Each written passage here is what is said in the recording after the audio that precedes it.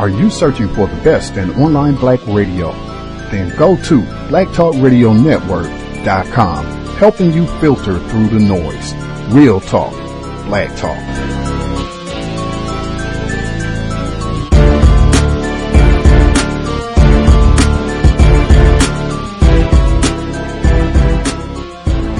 The internet is full of half-truths and all-out lies. We've all seen them, and many people on social media complaining about it.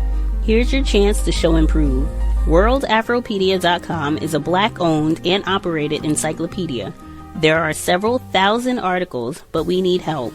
We can't uncover all the truth ourselves. So please, join us and become a writer, editor, or blogger for WorldAfropedia.com today.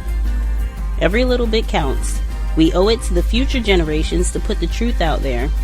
Visit WorldAfropedia.com, the African-centered encyclopedia, a global database of African knowledge for the purpose of bringing about global African wisdom and understanding. WorldAfropedia.com.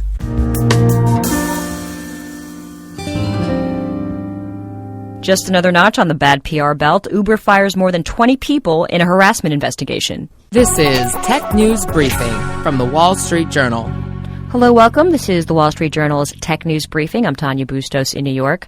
So Uber has been scrambling to repair its image in the wake of a series of, let's go down the list, executive departures, a federal probe into its business operation, a lawsuit by Alphabet over alleged trade secret theft, wrongly withholding tens of millions of dollars from New York City drivers, an unfortunate leaked video from CEO Travis Kalanick berating an Uber driver, and the list unfortunately goes on. Most recently, we've learned the company has fired more than 20 workers as a result of an investigation into claims that it has an aggressive, male-dominated workplace that permits sexual harassment and sexism. Let's get more now from the Wall Street Journal's Greg Bensinger, joining us from San Francisco. Hi, Greg. Glad to be here. First off, if you wouldn't mind, a quick background on the investigations that took place leading to these firings. How did we get here? It is concluded, but not officially. This is just sort of the initial results. Uber has two or three concurrent investigations going on, and two of them are conducted by law firms. One of them is Covington and Burling, and that's where Eric Holder works, the former U.S. Attorney General. Mm-hmm. What came out was the results of the other investigation, which is a law firm called Perkins Coie. It led to 20 firings. They say that, and these are not all sexual related. Some of them are for other matters. They say they've let go of 20 people, and due to their investigation, they were looking into the specific claims that people made. They looked at emails. They interviewed dozens, if not hundreds, of employees, and that's the results that came out. So if a company has to fire as many as 20 people for various reasons, perhaps that indicates that something is really amiss deep within the culture. Some say that this might very well be just a systematic problem. Is it safe to say that at this point? Well, we could certainly say that, but Uber would say, look, we've dealt with the people who were bad actors, and that's really what this was about. Obviously, we'll need to put in new processes, and that's what the Holder investigation allegedly will come out with.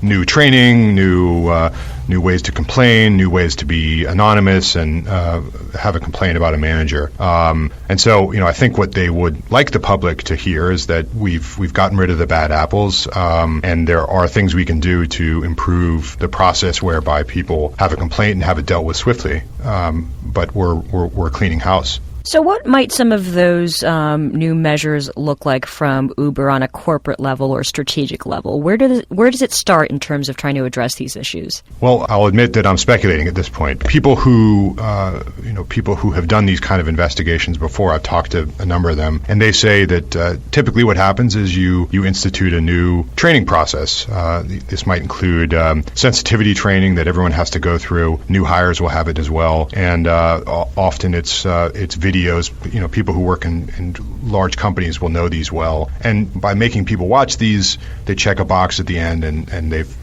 everyone attests to the fact that they're on board with the sensitivity training, and it reduces the liability for companies. They can say, look, we have a culture here that's this way or that. Everyone's agreed to it, and people act in a way they shouldn't have. Well, they had the video and the training. They should have known better. And then it'll be there'll be a anonymous complaint line. There'll be they'll add representatives to their HR department. They'll have a clear pipeline towards how to get people in trouble or how to get complaints heard more quickly, and it'll be those kind of things. And then by indications, some people higher up in management may be fired or may be reprimanded. We're speaking to the Wall Street Journal's Greg Bensinger about Uber tackling cultural problems at the office. You're listening to the Wall Street Journal's Tech News Briefing. Thanks for joining us. So, Greg, are there any indications as to where this all stems from? What do people familiar with the workplace have to say about what might be at the root of the company's cultural problems? Well, a lot have pointed to the CEO, who they say is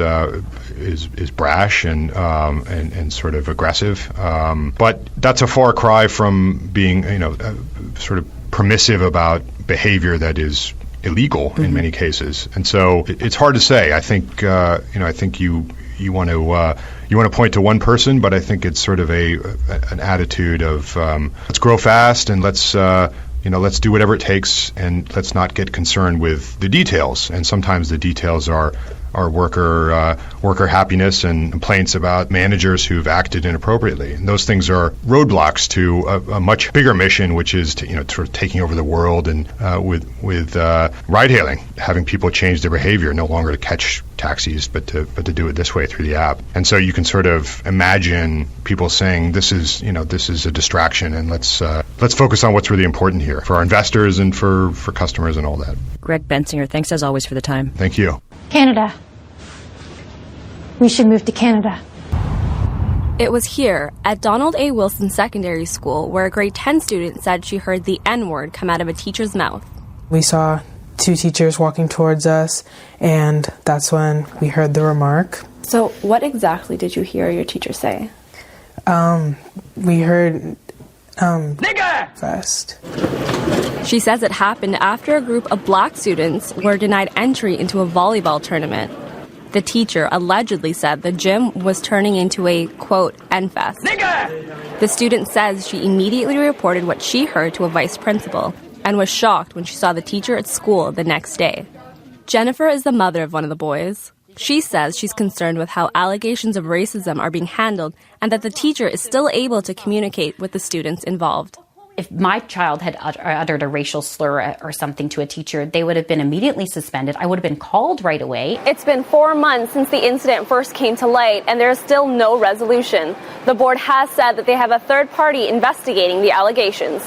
It's an issue that we take seriously, and we have contracted the service of a human rights law firm to look into the situation. But Jennifer says it's students who are suffering in the meantime, and her son has been reluctant to go to school. You feel different at school. Like you feel, like, I don't really know how to explain it. You fit in, but you don't at the same time. I feel helpless, I feel frustrated, but I don't have a choice. I feel backed into a corner because my kid still needs an education. That report by Eamon Barre. It's not clear how long the investigation will take. The mother you heard there says she was initially hoping for an apology from the teacher, but she now questions how the school and the school board handle allegations of racism. Context of White Supremacy. Gus T Renegade in for another broadcast, hopefully to share constructive information on the system of white supremacy. Our weekly Nigger Fest, also known as our Thursdays Caucus Workplace Racism. If you have commentary you would like to share, number one, if you have figured out strategies, anything that works in terms of counter-racist codification for the workplace, figured out things to help minimize conflict with other employees, conflict with other black employees, other white employees, other non-white employees in general, have helped you avoid being targeted as a quiet black person, you don't talk enough, or you're not a team player, or whatever other euphemisms they put around it. If you figured out some things to help neutralize any of these problems, unwanted touching, issues with pay, if you figured out a code for asking for a raise, any of these problems that seem to be regular issues where you have a problem, co-workers not doing their job, where it's starting to make problems for you, because these seem to be some of the common things, or any of the other problems. Just if you have figured out strategies so that every single black person can go in, take these steps, great job. You'll be able to work as long as you want, get all your promotions, no issues until you are ready to retire or move on to a better employment opportunity. You should be one of the first to dial in at the number 641-715-3640, the code 564943 pound. Press star 6 if you would like to participate.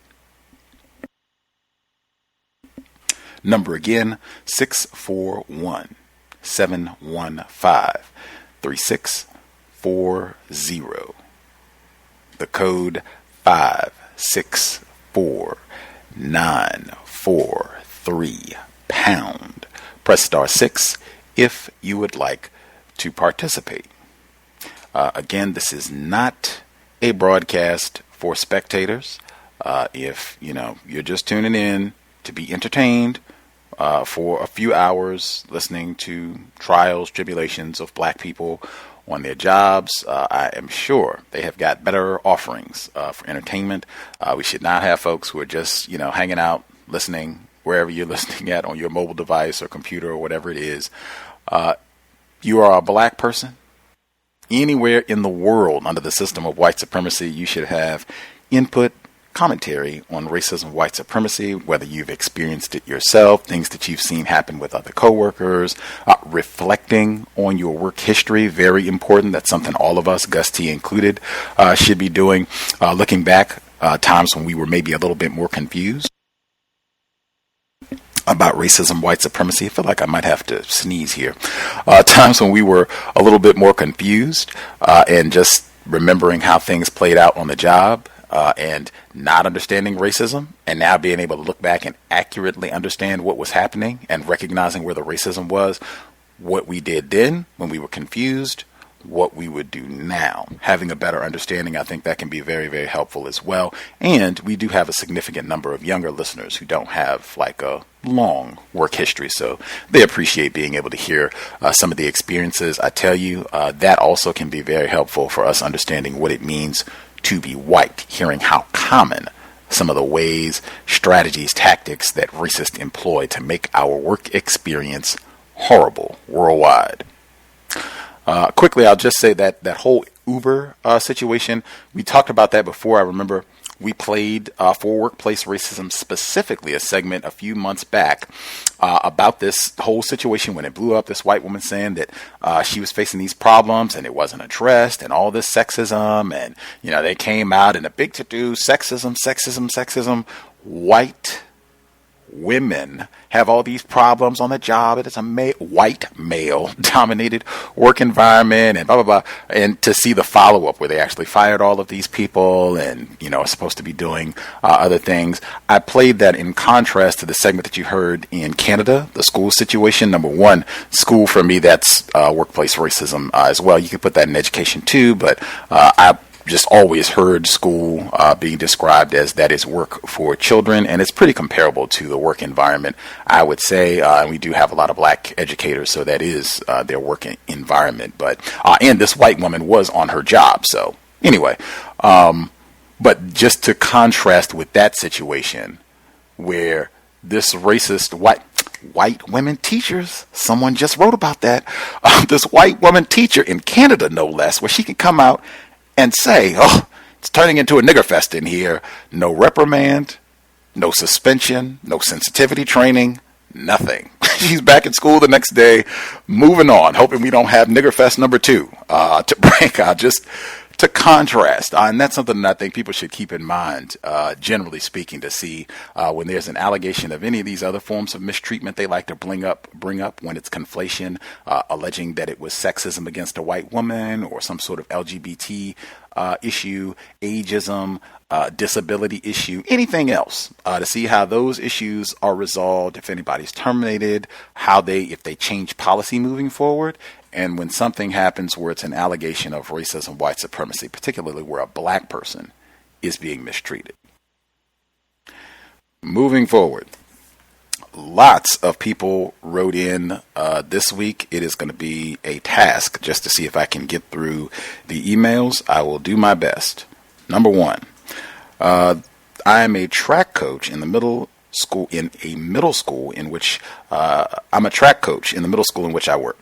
Our school is mainly black and Hispanic, quote unquote. However, the county that the school is in is mainly white. Most of our competition is white.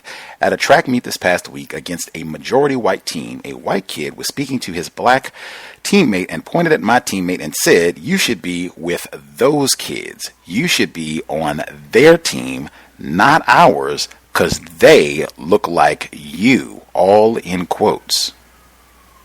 There was also another statement referring to our team as trash. I was not there when this occurred, but I talked to my students about racism and how to handle something like this if it ever occurred again. I would be very curious to hear what was said. They did not say anything to the white kid and came to speak to me immediately. I went back to speak to the other team's coach and said, "I'm not going to tell you what to do, but your athlete made a racist comment to my students. If he participates today, we will be leaving promptly." His mother came to pick him up and the coach sent him home. Prior to him going home, the coach said he wanted to come and apologize. I said, "No apologies necessary, man. We just wanted to make sure he was removed from the premises and not able to participate today." Afterwards, I told my team that I was proud of the way they handled the situation in a professional manner. A+. Right on cue. As I said, a lot of our listeners, we have black educators. That is their work environment. And this is pretty much going to be just like what you experience for black children. We have younger black children who listen as well.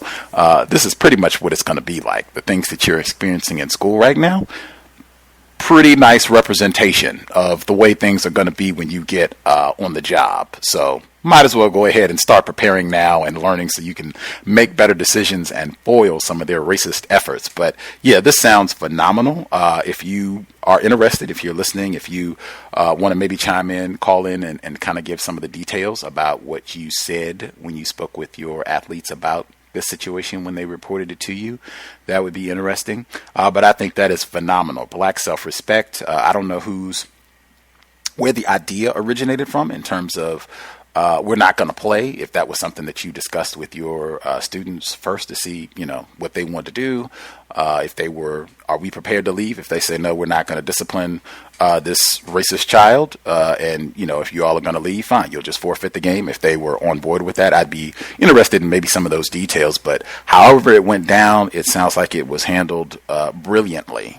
Great that you got a reprimand, because that's what happened. That's what I said consistently. Generally, these type of situations, nothing happens to the racist, whether it's a racist child, racist woman, racist elderly person. There's generally no punishment when a black person or black people are being targeted. So great anytime that you can actually get some punitive action taken to show that this is totally unacceptable behavior. Great. And then being able to talk to children about black children about racism, white supremacy. Brilliant. A+ is all around. Next.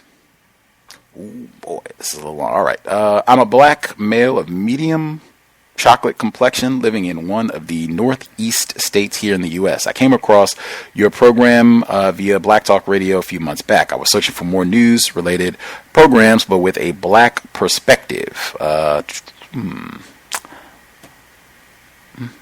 Okay, since listening to the program, it's opened... It's my eyes. Oh, man. Since listening to your program, my eyes are opening to the racism that is all around me, including in the workplace. I'm getting a little more balance as a Christian to better understand the reality of this global evil system and how it has perverted Christianity. This is deviating off of racism. The workplace.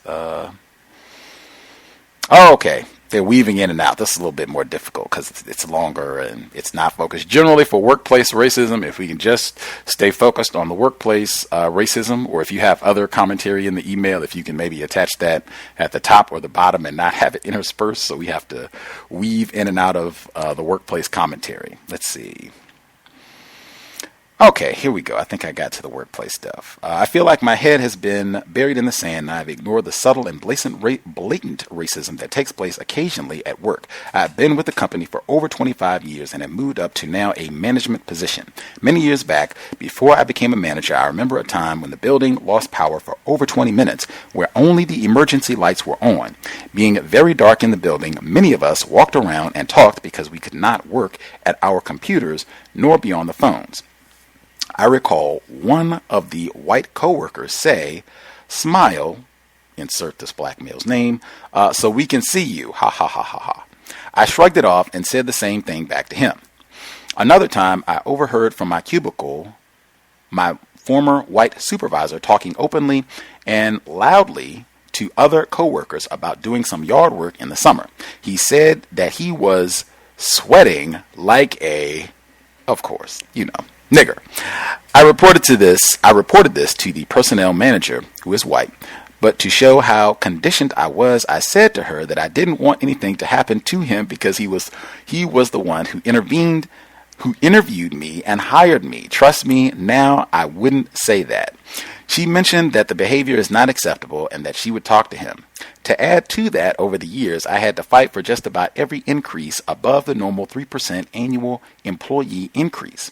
In one case, I had to make my newly appointed supervisor aware that I have gone above and beyond the call of duty, and he planned a meeting and the manager to discuss what could be done. The supervisor agreed that an increase was deserved, but made it very clear that he was not going to try to get me more money than he was getting paid. One time, I was promised a higher increase after a certain product and related personal work that I had to do to accompany the release of the product. The time came and went, but no increase. I had to bring it back up again and make an issue reminding my manager of what he said. Soon after, I received a bonus. It wasn't an increase in salary, but a one-time bonus check. Now, see that. Continuing, when you look at the top level presidents and VPs a few years back, there was one black VP, but now he has moved on. It's all white with an exception of one Indian VP of India. I don't recall ever seeing one black child receiving scholarship money for the yearly company contests for graduating senior high school students of employees of this combined multi-business corporation. I used to try to fit in by going to the picnics and gatherings, but now I can care less about socializing. Now, I have a question about that. Have you noticed a difference, if you're listening, sir, have you noticed a difference in terms of how you were treated when you went to the picnics and gatherings, and then once you stopped participating?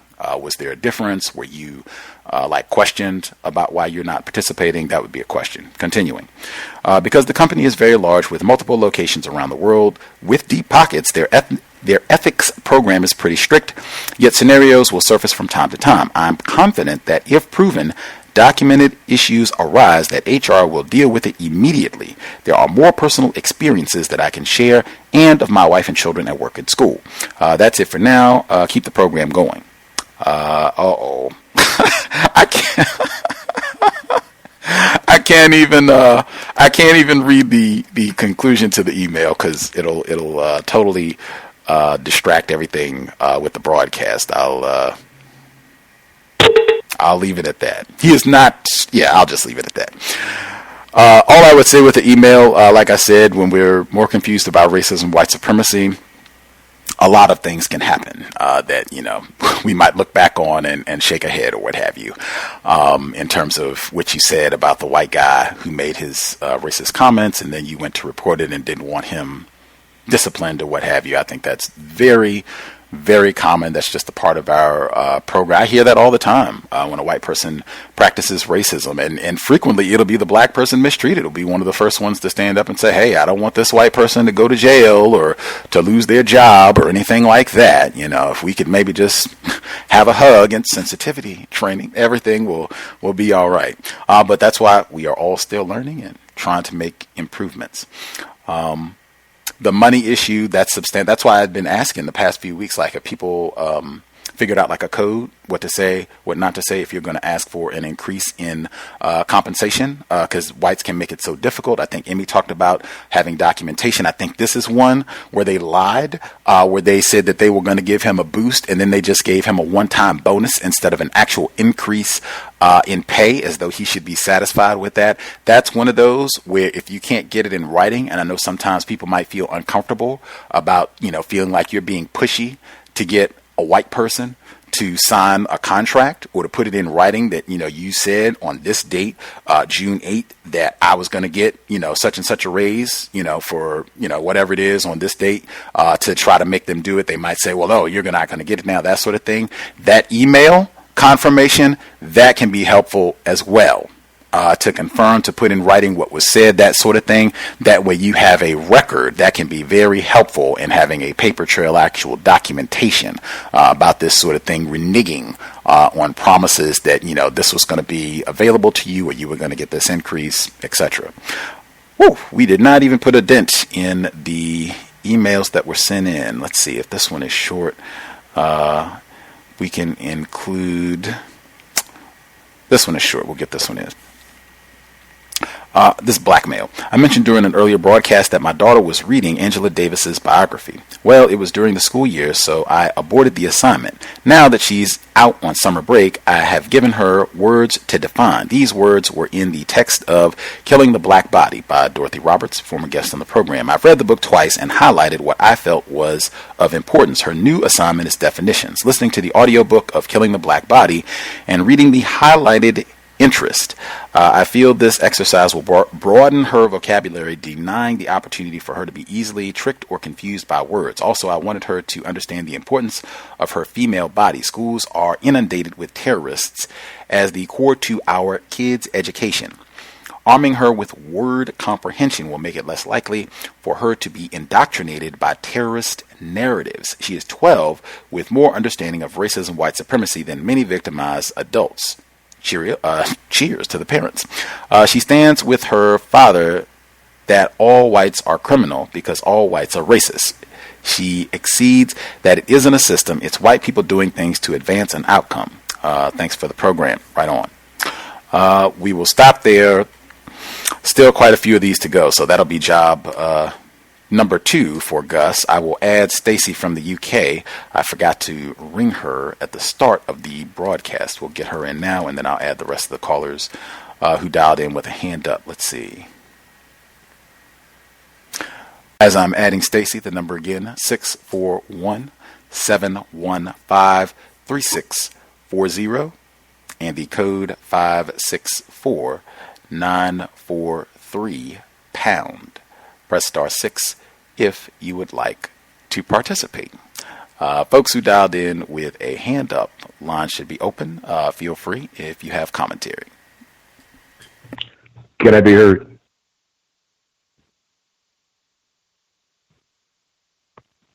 Can I be heard? Yes, sir. We can hear you. Oh, okay. Greetings, everyone. Yes, I thought that was an excellent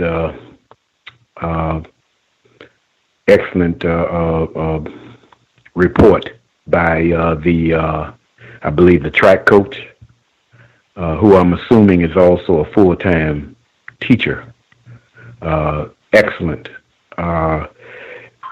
Every high school district in the Northwestern Hemisphere has a governing athletic, interscholastic athletic body that has rules and regulations. Now, when it comes to the sport itself, there are some specific rules and regulations, like you can't jump the gun in track, that sort of thing like that. But there's also behavioral rules. And I'm pretty sure the one that what he was talking about is also in the rule book. So the whole idea of challenging that coach to enforce the rule on that particular student was right on the money. I should say no metaphor. It was accurate, very accurate. And let's say if some kind of challenge comes back on him, I'm pretty sure that governing body would support what he did, because I am not 100% sure, but I'm 99.99% sure that it's right there in their laws as far as verbal behavior is concerned. You don't expect it that much in track, but it definitely happens in football, which I've been involved in for 36 years as a coach. Is very much involved if something like that took place. And he was excellent on his on what he said and quote unquote demanded. So I give him an A+ on that. In the beginning, you were airing some of Mr. Fuller's ideas and suggestions. Once again, vital, very vital, that just because you have been been given employment as a non-white black person, you have to have a set of rules and regulations for yourself in order for you to, as in a most efficient way as possible, get through your quote unquote employment career. You have to form some habits, some constructive habits. And some of the very things he's saying is very true. In other words, itemize on, okay, how long it would take to change a tire. If just in case I have a flat tire or something happens with my car, what would be plan B? What would be plan B? That sort of thing. Always be prepared. Always go through scenarios, because they do come up. They do come up on a job. I'm telling everybody who is listening by experience, it does come up. One thing that helped me get through over 25 years on the job that I was on was forming those good habits. Plan the night before. If you have a uniform, have that uniform ready, not in the morning. Have it ironed, and whatever you need to do to it to have it proficient, do it the night before. Have an extra uniform. Be prepared. That sort of thing. I mean, I remember telling this story once before a long time ago. I worked at a fire station, that was next to a facility that a junior college had for training firefighters. And at the time, Dade County Fire Department was hiring. And they have a process that they go through. And the last process is the interview, where they have the interview. Let's say you had to be there at 8:00. And I'm telling you, it just made me so angry that on that particular day, where the prospective employees were supposed to show up for the interview, you're having these non-white black people knocking on the fire station's door that morning to ask for directions to this place. Now, mind you, they send that letter to you in the mail. They send that letter to you in the mail 2 weeks ahead of time. 2 weeks ahead of time, that you were supposed to report here at this particular time, because at 8:00.1, the door is locked. And whatever that opportunity that you did, all that preparation you did in order to get to that point, you lose it. And I was just sad to see so many non-white black people knocking on the door. Now, mind you, the location of that fire station to that headquarters on where that interview is to be at is about 30 miles away. But what they did, they waited to the last minute to come ask someone for directions to this place. And they had 2 weeks to figure it out. So a lot of your ability to be able to get through let's say because some of us are not really, in the idea of being on a job for 25 years, but if you are, if you have that career type of situation going on, you're going to have some set of rules for yourself, not just the rules and regulations from that job. You got to have some personal rules and regulations on what you're going to be doing, how you're going to do it, being prepared on a daily basis. And that will get you the most smoothest transition to be able to get through that period of time so you can get to something that's called retirement. I can tell you that from experience, and that's all I have for right now. Thank you. Appreciate that. Absolutely. I appreciated that from Mr. Fuller, the comments we played during the early portion of the broadcast, just where he was talking about how far away from your job you live, where your residence is. Are you someplace, if your car breaks down or something happens, an emergency happens, that sort of thing, are you still able to get to and from the job and that sort of thing? And racists just putting obstacles, deliberately putting obstacles in place so they'll have a means to fire you so that you can't be there long term, and making sure you have those strategies in advance. I think you talked about if it's a new job, you already know the route. You already know where it's going to be.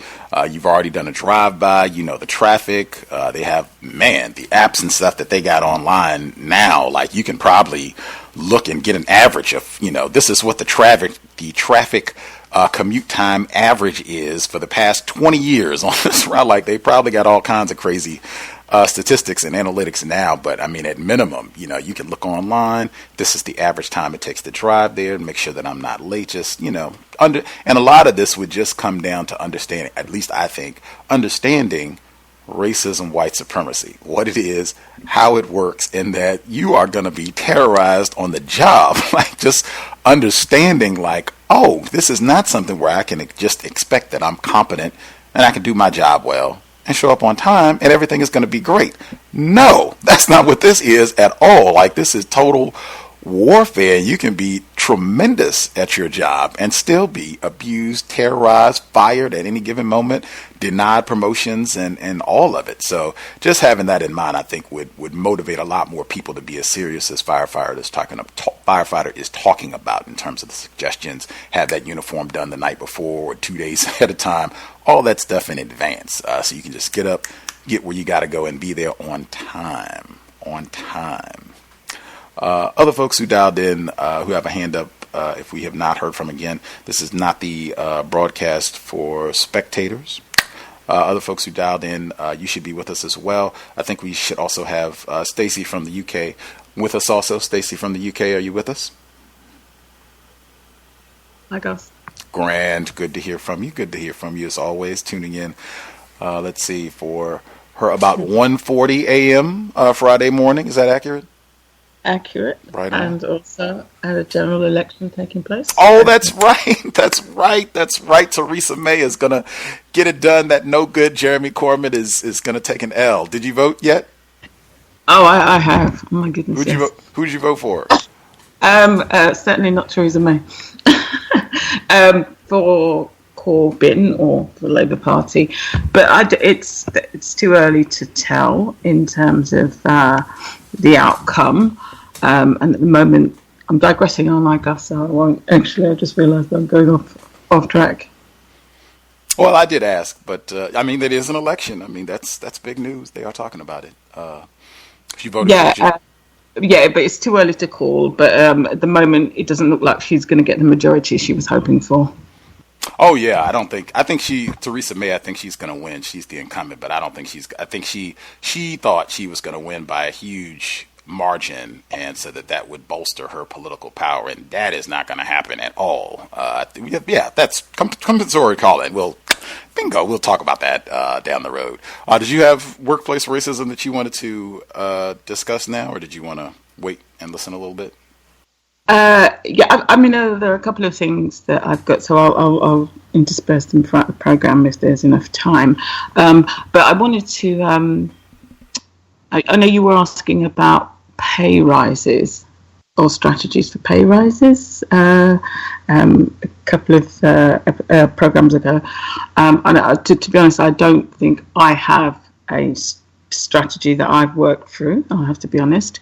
But I guess one thing I think in terms of lessons learned and from my own career is that there was a time when I was promoted in a role and I was given the opportunity rather to negotiate on my salary. And I'll be honest, I was so unprepared for that because I'd never been in that position before. It was always a struggle that I hadn't I didn't prepare. I was in a position where it was a considerable increase in salary anyway, so I was happy to go in at the start of that new grade.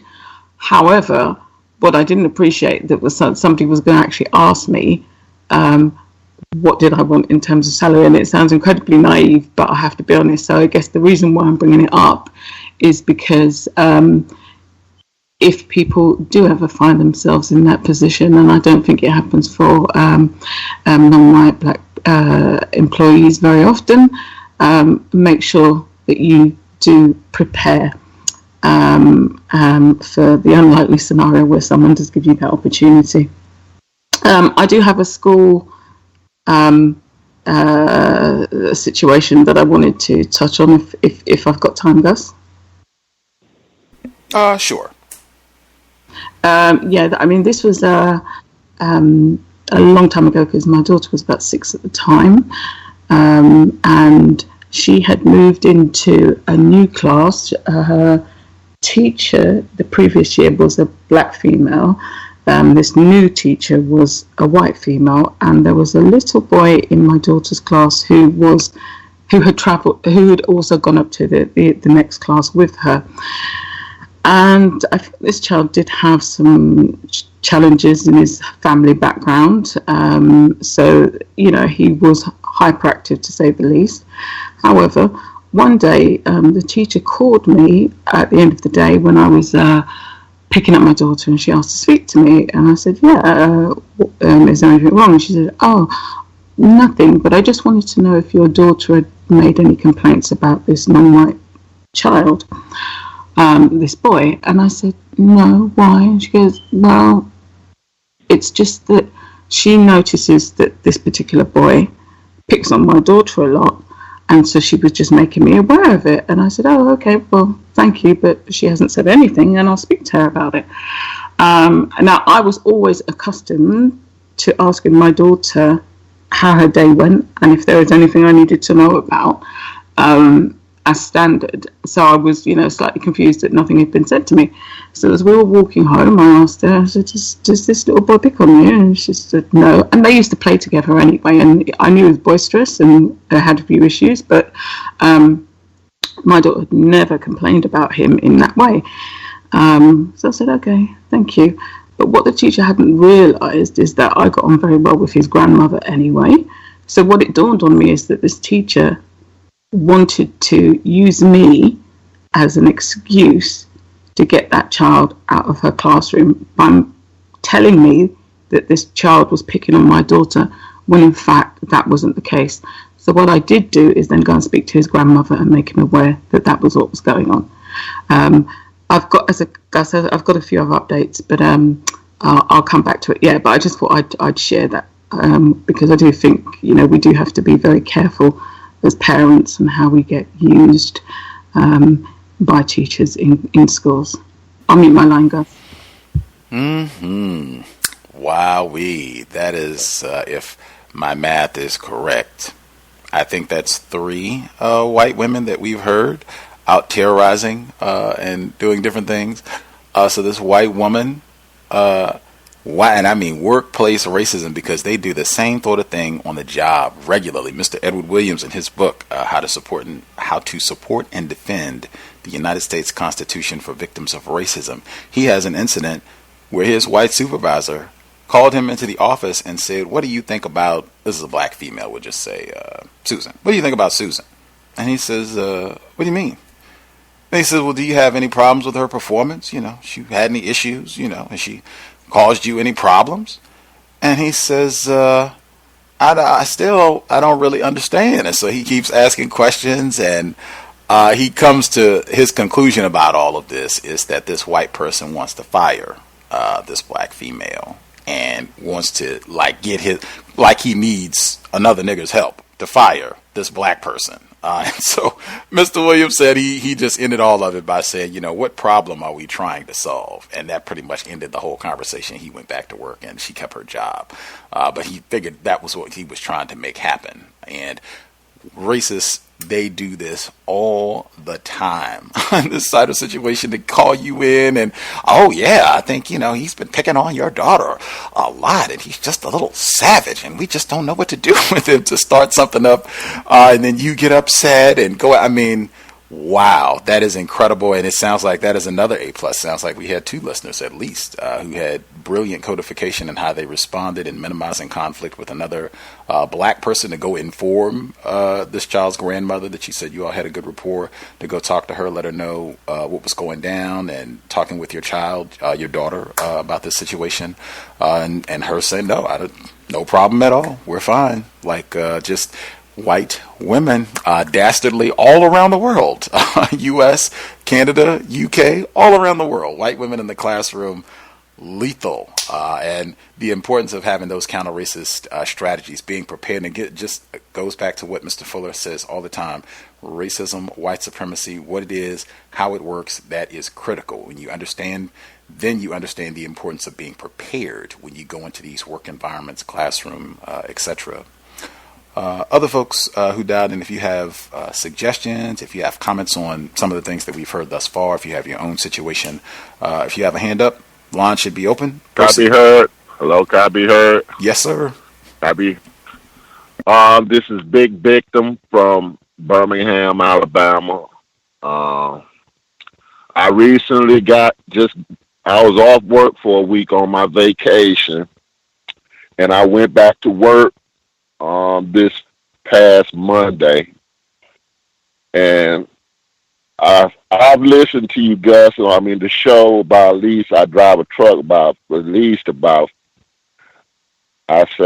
500 hours worth of cows episodes. So I think I'm pretty coded, but I heard one episode that you said that just wait for the sun to come up. You said white people like the sun, just wait for it to come up, and that racism going to show up. So Saturday I said, Lord, I'm going to have to get back out here and go back to work. Go back to work Monday. I go to one of my stops, and it's an anti-sexual black male security guard. I came in, signed in, gave him my license. He looked at my license. I'm on my license. I'm cheesing real hard. He said, dog, buddy, you on there? You show our cheesing on there. I said, yeah, I was happy to get my CDLs back. And he said, oh, okay. He started laughing. So his old white lady, she started looking. So I got back in the truck, went back, picked up my load, came back out. The little old white lady came to me. Said, I signed out. The little white lady said, I said she about 75, 70. She said, I heard you be safe now getting down that road. I said, yes, ma'am. And she said, don't let the door hit you from behind. I said, okay. She said, you go out there and have an accident, I'm going to come down there and I'm going to beat your ass. And I looked and I said, okay. And I got back to the truck. And I said, there it goes right there. The racism. First day back on work. That's all I got to share. Love the cows. Stay blessed. Wow.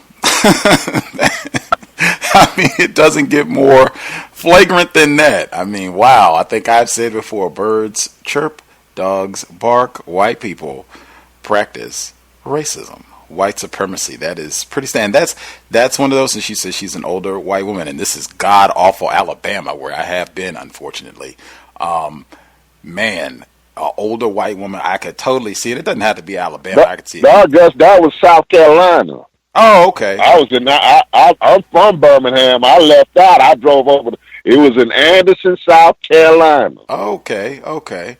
Yeah. So, my apologies. So, I knew where I was at. The land of Dylan Roof and my favorite governor all time. Absolutely. Benjamin Pitchfork Tillman, my man. But I totally could see how if someone, said, whoa, that I think is an act of racism, and what are you even doing talking to me? Like, oh, come on now, she's 70, she's just messing around, she's just, a sparky old woman, and that is just a total tacky trashy display of racism.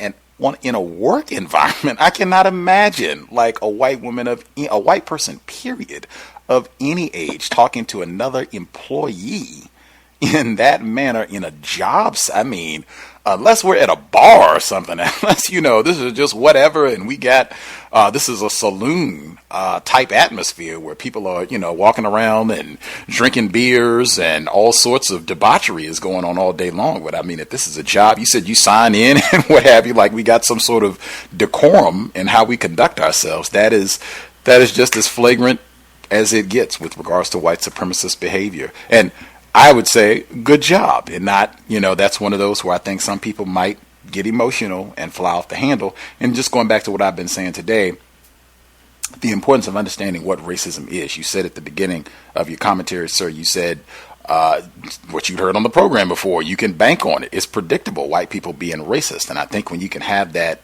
in your head, when you can keep that, just be honest with yourself about that, it keeps us from being stunned when these type of situations happen. And I think that can help us from losing our cool, as they say, when you get really upset and you yell back at it, what are you doing talking to me? And you curse back at her, and then you end up getting in trouble. And they end up, well, we're going to give you another vacation. How about that? You can take a week of unpaid leave for offending this dear white woman who's probably worked here for 30, 40 years or what have you. You can get a week off and think about your disrespectful conduct. That's, how a lot of those situations go. So great job not responding emotionally. And, that's one, all of us just keep that in mind. That's how white people get down. You cannot be surprised. Just in a work environment, make sure you do not lose your cool and, get outraged and yell back at them, because generally 10 times out of 9, that's the way I meant to say it, they're going to discipline you, not the white person, especially if they're 70. Other folks we haven't heard from, got a hand up. Number again, 641-715-3640, code 564-943 pound. Press star 6 if you would like to participate. Other folks dialed in with the hand up, you have commentary, feel free.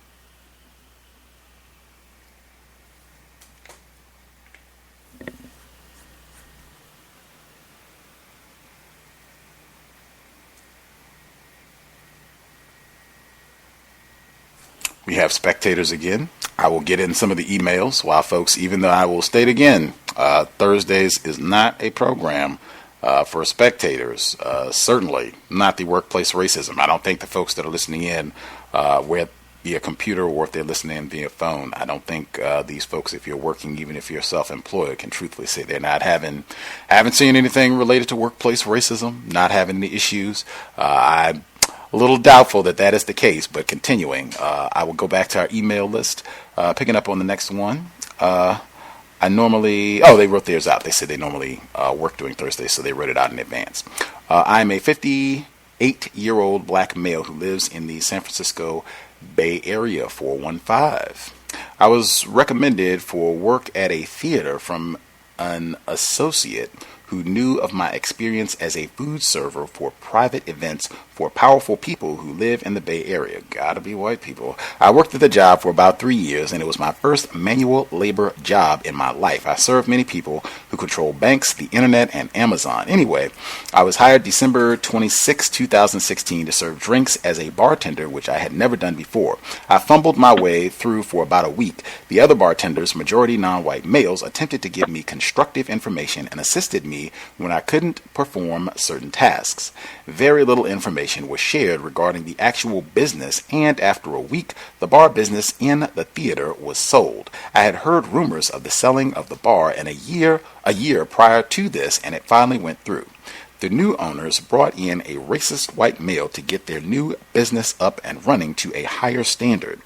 After a few days, it was clear to him that I was the least competent. I had never worked a cash register before and was suddenly responsible for thousands of dollars. When their new cash register system crashed on the first day, I was interrogated and asked, did I steal about $800? They didn't call the police, and they had no other staff available on such short notice, so I did not get fired.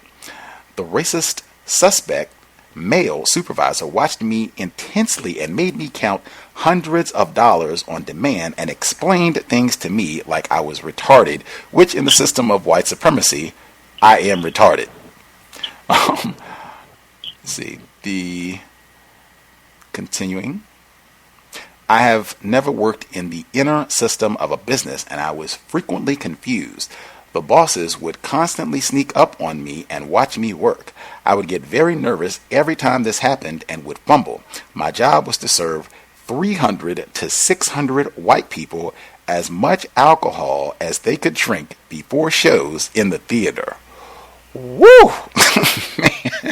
Man, I'm just pausing because that sounds astronomically stressful. I have bartended before, but I did not have to serve that many people, thankfully, and I did not have to serve a lot of white people either, thankfully. But bartending in general can be tough, depending on the volume of people and what have you. But oh man, I don't know. It would have to be a substantial amount of compensation because that just, oh man, danger, unpleasantness, all of the above. Oof.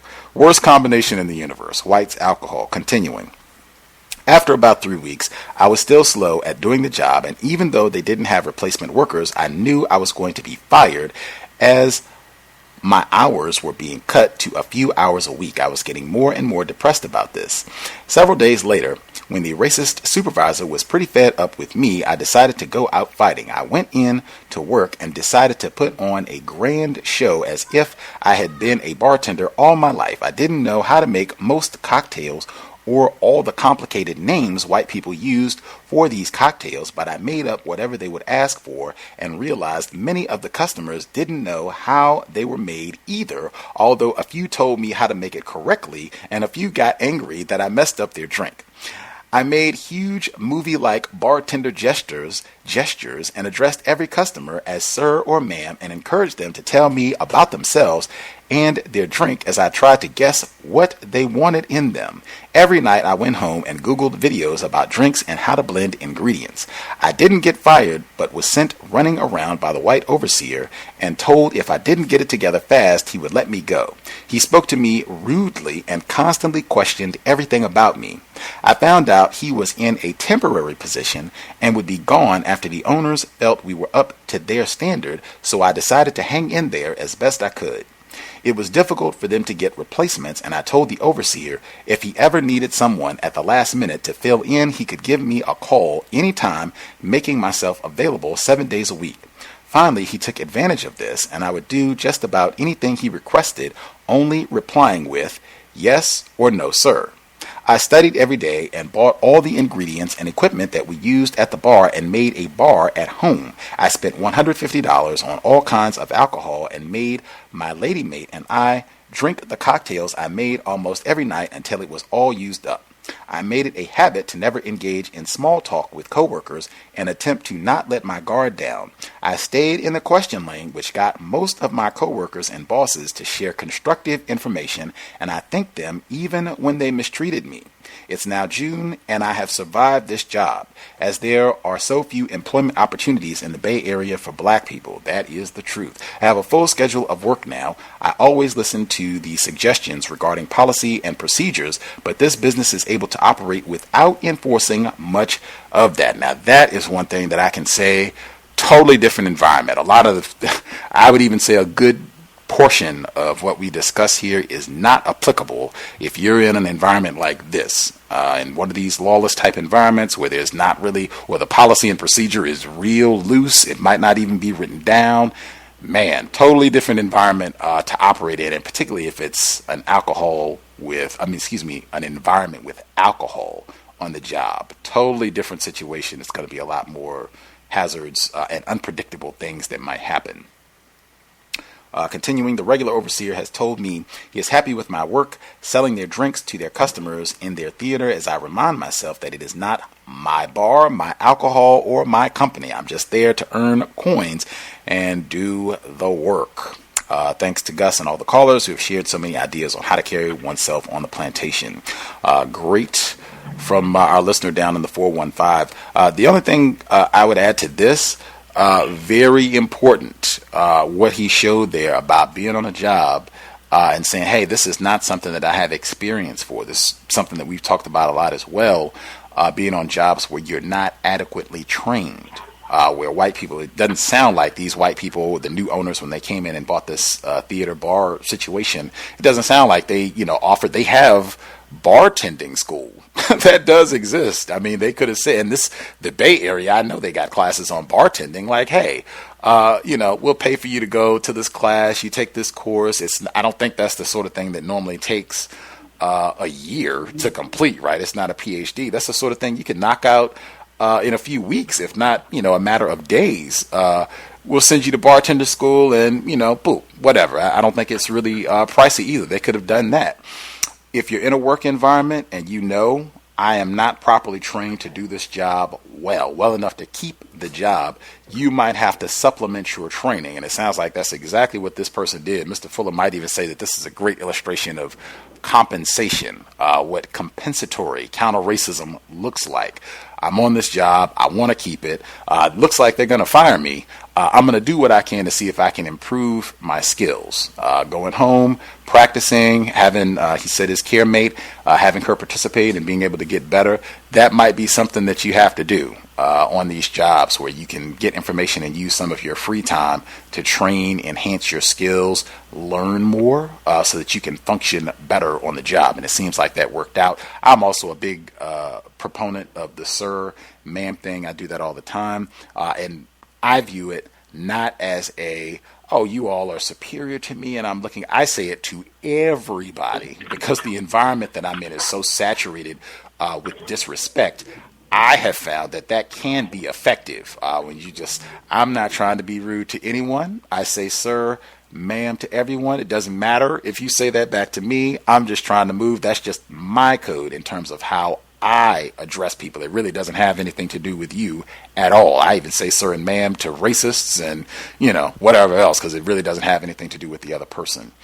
End of that one. Thank you so much for writing in. If you want to update us more on what has transpired with your job situation, feel free. I'm sure folks would like to hear updates as well. Checking back in, folks who dialed in, commentary from other folks who have a hand up.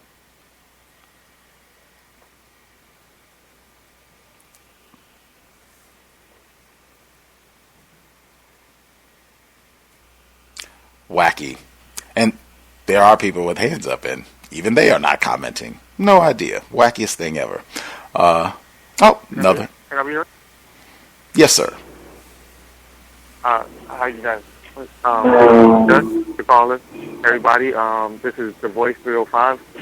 I think last time I talked about how my ex called me about the situation with the Hispanic lady, that was speaking Spanish, and a coworker had caught the gist of what she was saying, and basically relayed the message back about how,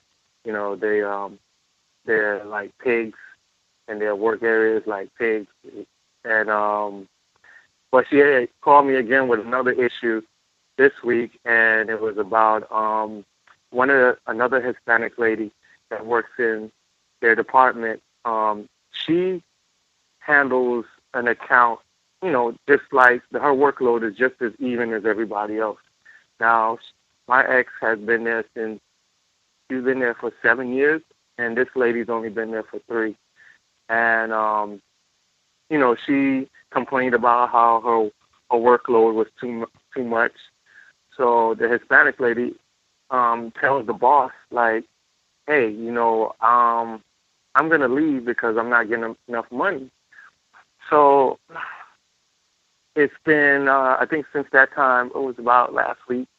So this week they expected her to leave. So when somebody asks, hey, what's going on with the lady, the Hispanic lady, and they said, oh, she's leaving. And the Hispanic lady overheard that and came into their little area, and she said, no, I'm not leaving. Matter of fact, they gave me $18 an hour to stay here. So basically, she's getting paid way more than everybody else. So it kind of ruffled the feathers of my ex. So when she called me and I told her, I said, hey, listen, pretty much just be cool with it. Don't say nothing because her pay doesn't go into effect till next month. I said, wait till it's on record, and then you go in there and say something. But then when you go in there and say something, don't bring everybody's name in there. You go in there on your own and you fight for your own money. Let them leverage it on your own.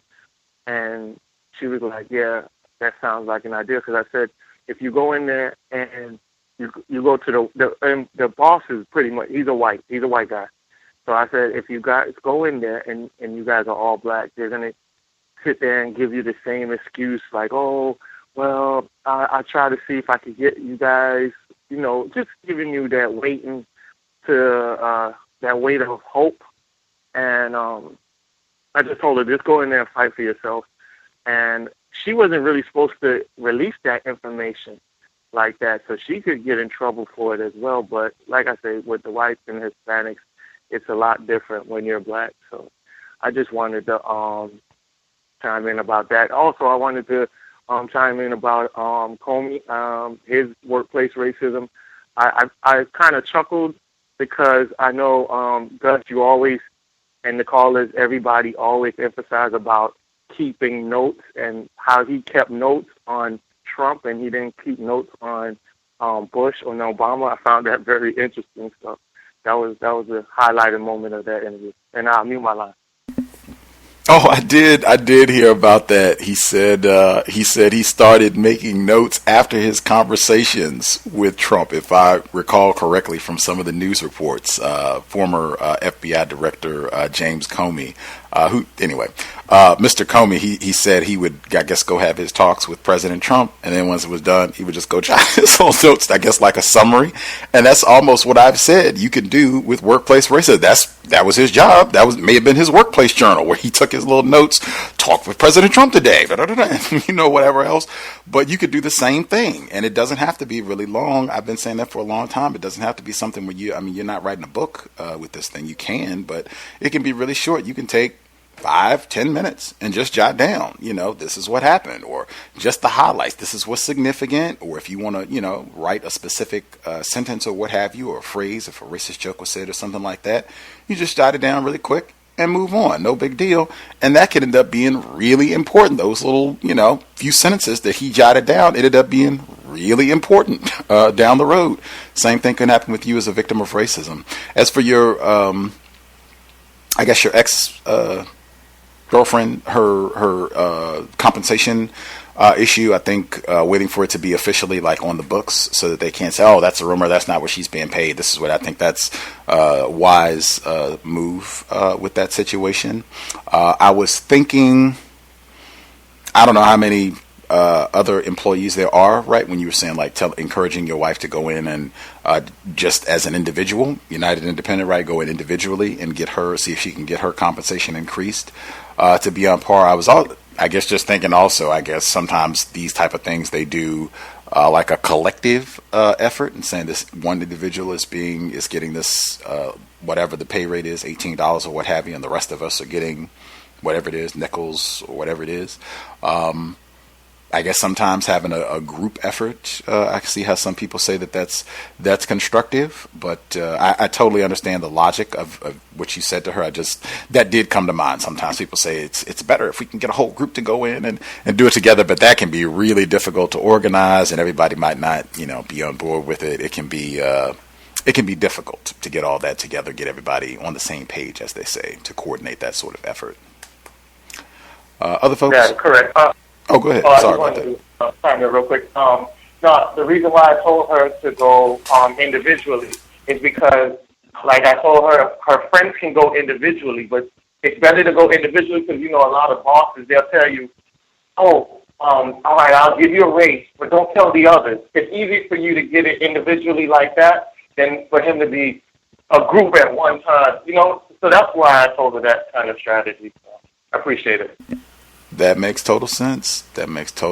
I completely understand. I have heard that too, and particularly with the climate, because I think they had a lot of different reports over the past 30 days or so talking about that, increased efforts to have salaries public to make sure that everybody knows what everybody is getting, at least the lie that they're trying to combat, having that sort of inequality in wages where you got people doing the exact same position, but this person is making substantially more than this person, where they have the same job, are doing the same things. So yeah, that's good information to know. That's why I encourage folks to be listening when and I think even other listeners have said, if you listen to headphones or what have you on the job, to make sure that you don't have the music up so loud that you can't hear what's happening around you, because sometimes just you're there. It's not even that they're talking to you, but just because you're alert and paying attention, you can overhear things like that, and that can have a substantial impact. I hope your ex-partner gets that raise. Other folks that have a hand up, if you have commentary, questions on what has been presented thus far, or if you have your own situation you want to discuss, if you have a hand up, line should be open. Can I be heard? Yes, sir. Yes, sir. Greetings to you, the host, the callers, and the listeners. I've decided that I'll refer to myself as Mhandisi, as Kiswahili for engineer. I haven't finished my degree at school, but there's a number of reasons that I haven't finished it. A few semesters, or more than one semester, my money came in late. So the residual money that I would get from financial aid, it would come in late on more than one semester. And because of that, my books, I wouldn't be able to get my books until late, because I was planning to get my books with the money that came in from this residual money. And I found out that it was happening to a lot of black people too at this particular university. And that's one thing that I say is a racist act. But there was other things that also prevented me from finishing the school. And it wasn't that I didn't understand the information, because I do understand the information. But it would just be things that are even happening outside of school, but I would contribute that directly to racist white supremacists. But the other thing that I was wanting to mention, was even, again, with the schooling, I've been wanting to do bioengineering and or genetic engineering. And ultimately, I want to do genetic engineering. But it's been difficult for me to find where they have that program. And even when I did find a few schools that had that program, I would call them and ask them about their program, the genetic engineering, and they wouldn't give me the information. I'm almost sure they can tell by my voice that I'm a black male, but they wouldn't give me the information that I was looking for. And again, I know how to ask a direct question, so it wasn't that I was being confusing. They just would not give me the information that I was wanting, so that I know how I can get this genetic engineering degree. The other thing is I want to open an engineering school, but again, I don't have my degree, so that makes things incredibly difficult to do. And then the last thing that I was wanting to say was that my mother, she has a doctorate degree, but a lot of white people will not refer to her as doctor when they say her name. They won't give her that title, but they say doctor when they speak to other white people who have a doctorate degree. And then so my question would be, should or do people who have doctorate degrees, when they announce their name, do they say, "Hi, this is Dr. So-and-so," or is that not the way that people introduce themselves? I'm trying to figure out how she can get them to, or force them to, give the respect of the title, since she's done the work to get the title, and all the other white people who have the title are getting the respect of being called that. Thank you. Wow, that is long-running aspect of white terrorism, disrespect of white people's names and titles that they have labored and invested a lot of time and money to obtain, to get those jobs and what have you. I think just pointing, some folks have mentioned this before. I think just pointing it out, Doctor, whatever, Dr. Brown, Dr. Joseph, that's mine, and just say that. I think some other people have made sure that they include doctor on everything that's theirs. So doctor, so and so and so, so it's on their email when it goes out. Doctor is included on their checks and what have you. They'll have it on everything. If you have like a nameplate on your desk or on your door, doctor is included there. If you have anything, if you have an online presence, if they have a website for your company or what have you, you make sure you get doctor there too. That's what I would encourage. And particularly if other people, like you were saying, white people that have obtained, they have these titles, doctor and this, that, and the other, and they get referred to as doctor, and then they say that every time. Yeah, just say that, doctor, and you don't have to be nasty about it. Same thing, I've said before, when whites, when they're mispronouncing our name and that have you, or coming up with these little nicknames and other thing, I put all that in the same thing, just disrespect of your title, just another way to show their disdain for black people, and to do it in a more subtle manner. But just, call that out every time, not in a rude or curt way, just doctor, and you, however, whatever you feel comfortable in terms of presenting it. I worked really hard. I'm proud of my degree. Make sure I get that in every time. You can say it that way, or whatever you're comfortable with in terms of fits your personality and how you normally speak. But that's my suggestion on how to deal with it. And I think that's a lot of black people, as you were saying, who experience that, where they're trying to go and get their degrees and these other certificates and what have you that whites say you got to have to proceed and get a good job and do something in the world. They make it really, really difficult for you to get that education. I've seen that consistently. I think there's even a large body of research on a lot of things like that white people do to make it deliberately difficult for black people to get that education, to finish the process.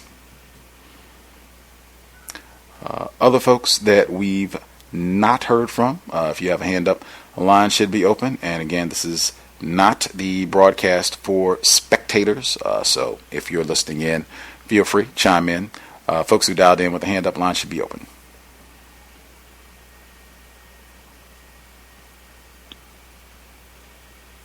Can't be heard. If it heard two folks. I guess I'll take caller in Florida. We haven't heard from you yet, sir. Thank you very much, sir. Greetings to Gus, the host, the listeners and callers.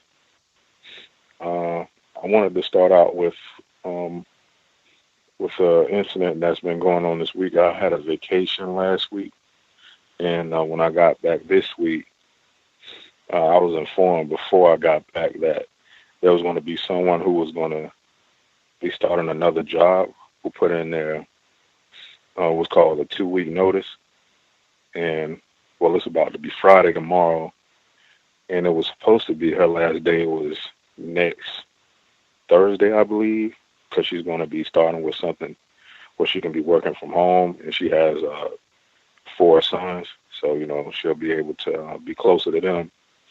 But what was interesting was that she has been pretty much at odds with the powerful white people at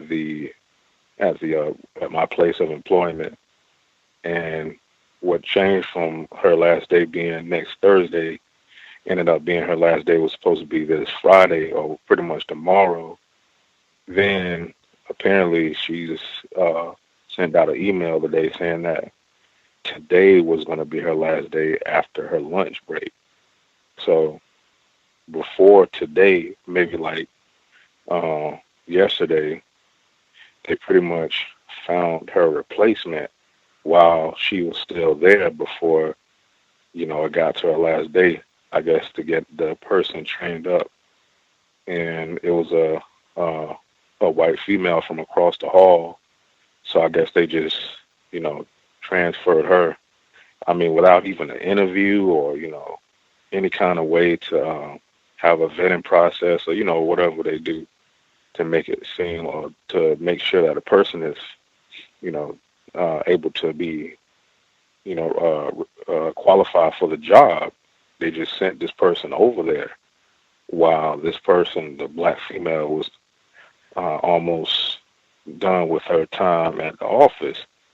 And yesterday was her first day starting, and our supervisor comes up to us saying, "Hey, did you guys see that email about, this person, this new girl coming to start over here?" And we were just flabbergasted, confused. That's the word right there, confused, and not really informed that this decision was made. And I seen a powerful white person walking through the hallway, both directions. Okay, so the email came out from our supervisor, and then she told us in person, "Do we know about this?" And we were saying, "No, we didn't know anything about that."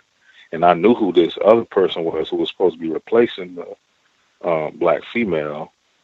And for some reason, I just had a conversation with a coworker, I speak to outside the job, about the racial issue. And I said that I have a suspicion that my supervisor already knew that this was going to happen, but she approached us in the way of being deceitful, like she didn't know.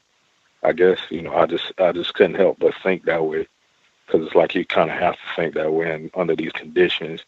But she seemed like she was, playing like she was uninformed about it. But this black female said today was going to be her last day, because she was very shocked that they were just moving a white person as, while she was packing up, so they can get her to train her before, she leave or whatever. So this person just left today. Pretty much, I guess she shocked the other people there and didn't think that she was going to come in tomorrow. So that was the first thing that I was noticing. And the second, I wanted to save this one for last. A couple weeks ago, I mentioned on here about an incident at City Hall across the street where this black male, I guess he attempted to rape a white woman. And there was a conversation that took place. I forgot to share this. I was thinking about it. And like I had my head turned, like I was at my desk. And you made that point about having on headphones and listening to what's going on around you. Like it was two white women discussing this because the issue was still fresh. It had just happened. And they was, I guess, talking about them being approached and women being approached in the area, the close area. So one of them was saying that she was in the car and someone approached her. And, they was agreeing with each other, like, yeah, you have to be careful. And one of them said, like what was something? And then she said, "Hey, look at me, look at me." Now, why would she say, "Look at me," when they standing close to each other? Unless she was trying to describe what race the person is. Like, I don't know if people get what I'm saying. Like, if you can envision this, you have two people discussing something, but you don't have your eyes on them, but they know a black person in front of them, so they don't want to use the term, "Was he black?" Like, I don't know, if you pretty much get what I'm saying, but they said that, like, speaking in code, like, they didn't think I would detect what they were saying. Like, that's what I suspect what this woman was saying. Like, look at me. And, so she can say, well, was he black? Like, I think that's what she said. But, I always wanted to ask you that. That's like, do you get what I'm trying to say? Let me make sure. Excuse me.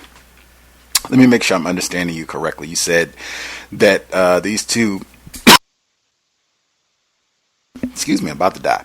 So these two white women, they're having a conversation about this, I guess, alleged rape or whatever that happened a while back that you mentioned already on the program, or sexual attack, whatever it was. And they're having this conversation. You got to be careful, such and such. You just never know. And I guess one of the white women was not looking directly at the other white women. And she said, "Look at me," so that they could now have eye contact. They're looking at each other so that she could then, in a quieter tone, say, "What race was he?" Am I understanding you correctly? That's what you think happened? Yes, sir. That's when I'm greatly suspecting. That's what it had to be, that because, they were, clearly this younger white woman was listening, but I think she may have been writing something.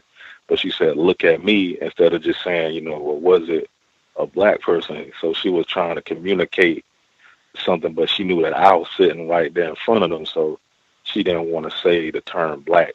I think that's what that meant. It definitely could be. I think white people are that slick. Like, they're not ignorant about racism, and they are very attuned to codifying and just being mindful about how they talk about those sort of incidents. And if this is, that's you in Florida, for God's sake. Like, they have lynched all kinds of black people, Claude Neal and all kinds of black people for you looked at a white woman or you thought about her. So, that's whole history of that in your part of the world. But it wouldn't surprise me at all. That seems very, very lucid and might just have been a brilliant catch on your part that you kind of sniffed out that was what was happening. They didn't want, you to catch on to their conversation as they were talking about raping niggers. Yeah, sir, because I just couldn't help but think that it's like they couldn't have been talking about any other, anything that would make her go silent like that. Like she said, "Look at me," and she didn't say nothing else. It was either she was trying to mouth it, like, not speak and speak with sound, like speak, like read my lips, basically, almost trying to, like what they call, well, not really playing charades, but just read my lips, basically. I guess not to use a metaphor, but not to, say the word because he is going to catch it. Even though I may have had headphones on, but I still heard it, basically. So I was like, they was trying to go on the description because, see, they already had released that picture, and they released like 3-4 different angles of the person. It was very intense on them getting that classification, like, black male and 6'1", 5'11". There was this very keen on the details of the description, and that term black male was used like first. They wanted to make sure they got that out. So I think that's what they were talking about. Just they want me to figure it out. You might be correct. And gotta get another illustration if you're gonna have those headphones on.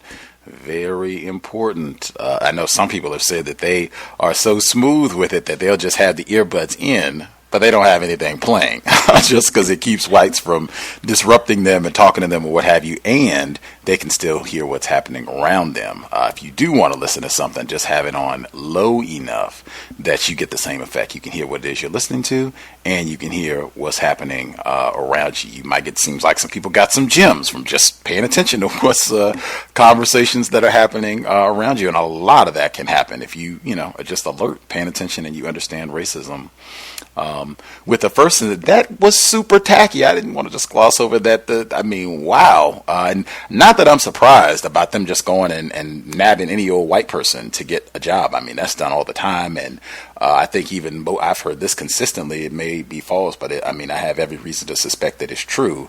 Most of the jobs are not even advertised. Most of the jobs are just internal hires, where the whites are, hooking up at the beauty salon or the spa, the golf course or the lunchroom or what have you, and just, hey, Ellen, you want a job? Right on. We'll get rid of this nigger and put you in. No problem. That's what the plantation is. But, and that's even kind of cliche to get the black person to train up the white person that's going to take their job, as you help them on the way up the ladder. Like, that's wow. But the tackiness of it all, and I suspect you might even have been 2 for 2. You might have been correct about the white supervisor or manager, whoever it was, even though they were pretending that they didn't know that this big change was going to happen so quickly, that they did in fact know, because that's been my experience too in the workplace, particularly the high, I'm not saying every single white person, but the higher up that you go, people that are in management and that sort of thing, most of the time they know. A lot of times they'll know things way in advance, but it's been my experience.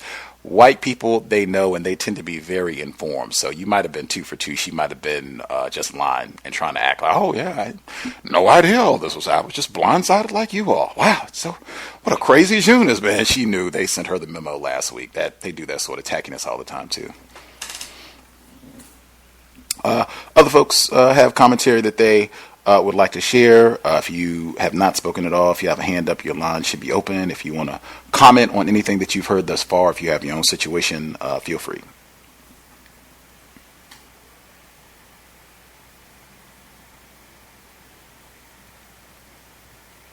Yeah, may I be heard? Yes, sir. Okay. Hey, Gus, this is Anonymous in Los Angeles. Again, like I said, man, I've called a few times. No, I've only called once. But I do appreciate this platform, very informative. And I'll just give you an update on a new company a new plantation that I'm working for right now. Just observations. I'm in the IT world. I'm pretty much the only IT person in this company. It's a startup. I see it's going to be pretty successful.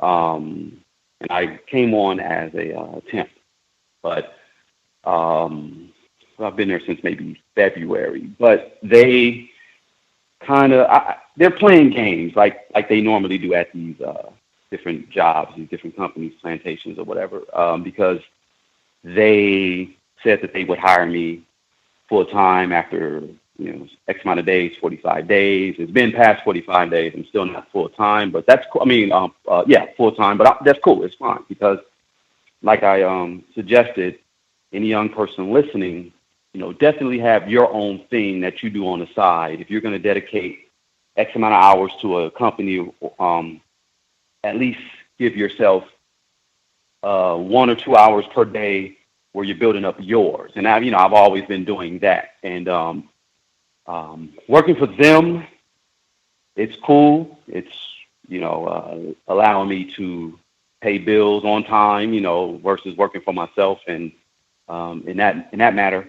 But this organization, essentially, I'm not going to say what it is, but for the most part, it's a startup, and there's not too many people of color classified Black that work there in the company. So I started work, and then a few weeks later, there's a young lady. She's a non-white black woman.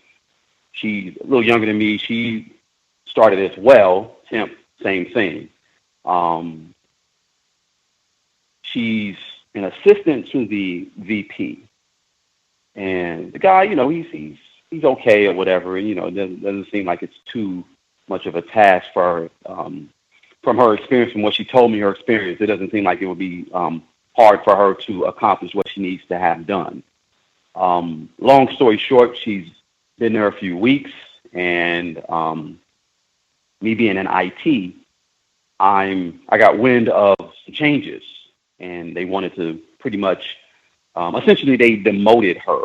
I wouldn't even say demoted. She's VP. She's assistant to the VP. Then now she's the basically receptionist for the entire office. So, and I think she still has the duties to do, she's obligated to do the VP work, to assist the VP. And I got wind of it because, we have to pretty much set up her VoIP phone, set up her desk, her computer, etc.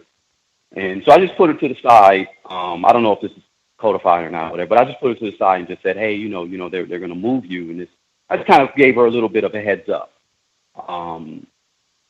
After a while, she did get moved over, and she was not pleased with it because, it's more of a task for her, and it's not in line with what she wants to do with the organization anyway. She started out as the assistant to the VP, but she has experience with IT, mainly programming, anything dealing with Java and HTML, that type of stuff. And she was hoping to move up within the organization, utilizing her skills that she has in that arena. But they pretty much have her as the welcoming person, the person who takes in the shipping and receiving, things like that. And then I think she still has stuff that she has to do with the VP, assisting with the VP. But I gave her a heads up, and I think that kind of helped her out because she's pretty much put her bid in with a few different companies she's basically looking to leave, which, hey, if you're not satisfied here, I suggest shaking the spot too, you know what I'm saying? And another incident, just real brief,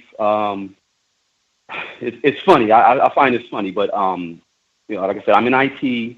I'm they have a permanent contractor who works there. He's a middle-aged, non-black, white, classified white guy, and he comes in twice a week. I'm there pretty much 5 times a week. He's there twice a week. They had an issue with the what do you call it? The time clock?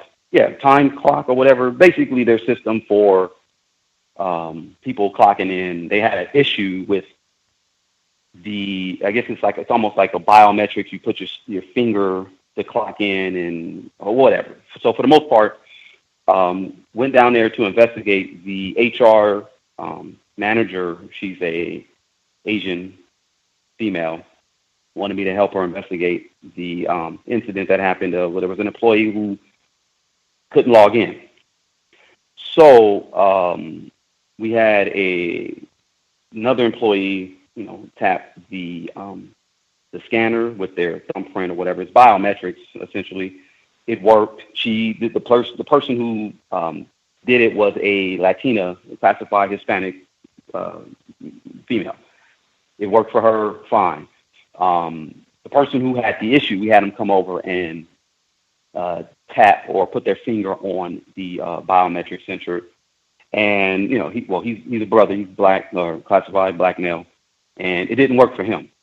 Okay, so, he takes off or whatever. And, we said, we'll find out what's going on. The system seems to work fine. There's really no issues. So the contractor, who's pretty much above me, if you were to classify him or in the organization, because he's been there longer and he has more experience or whatever with the system. And he said, hey, to the HR manager, the issue could be, and he looked at me and said, no offense, if you have the darker your pigmentation or the more melanin, well, he didn't say no melanin. He said the blacker you are, sometimes there's issues with these type of there's issues with this system because of maybe he's a little bit darker. Which I mean I get it. I understand with biometrics. The system with biometrics, it could be issues because for the most part, I mean anything dealing with IT, biometrics or whatever, these psychopaths, they designed it, so of course it's going to benefit. It's going to work well for them. The more melanated you are, if you're using like facial recognition or whatever, it may not work to your advantage. But nonetheless, he basically brought that up and said, hey, well, and he looked at me and said, no offense. And I'm like, I didn't respond or anything. I don't know if he was expecting a response or anything like that. But he said, that could be the issue, but we're going to further look into it, et cetera, et cetera. And, I just kind of brushed it off. I didn't really, respond to it or whatever. I'll classify that as being tacky. But, I mean, there is some truth to it simply because, like I said, these psychopaths, they designed these biometric systems and it's going to benefit them. And that's pretty much it. I mean, I just wanted to share that. I do appreciate your platform, sir. And, listeners, yeah, everyone, keep contributing and, tell your stories. That's pretty much it. Appreciate it.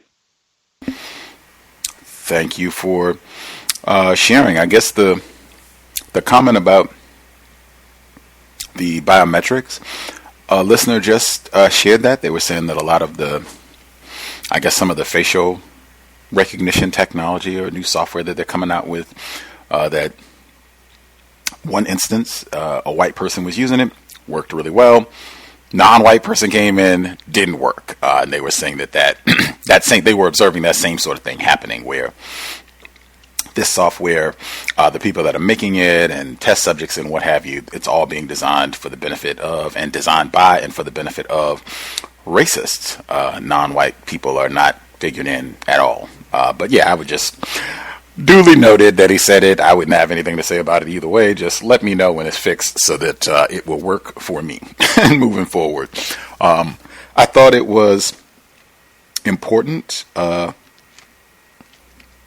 before you got to the biometrics not working, when you discussed you started out working here as a temp worker, and it's been great to give you a little bit of I guess financial stability being in this environment. That's grand. While trying to do the best that we can under terrible conditions. And I think you said that they were playing a game, like they had said that they were going to bring you on full time as to get you so you don't have to be a temporary employee anymore. And that's just one. I think it's important. This is not a game. Our livelihood and your ability to take care of yourself, your family, and expand, do other things. That's money you could be investing in your own project.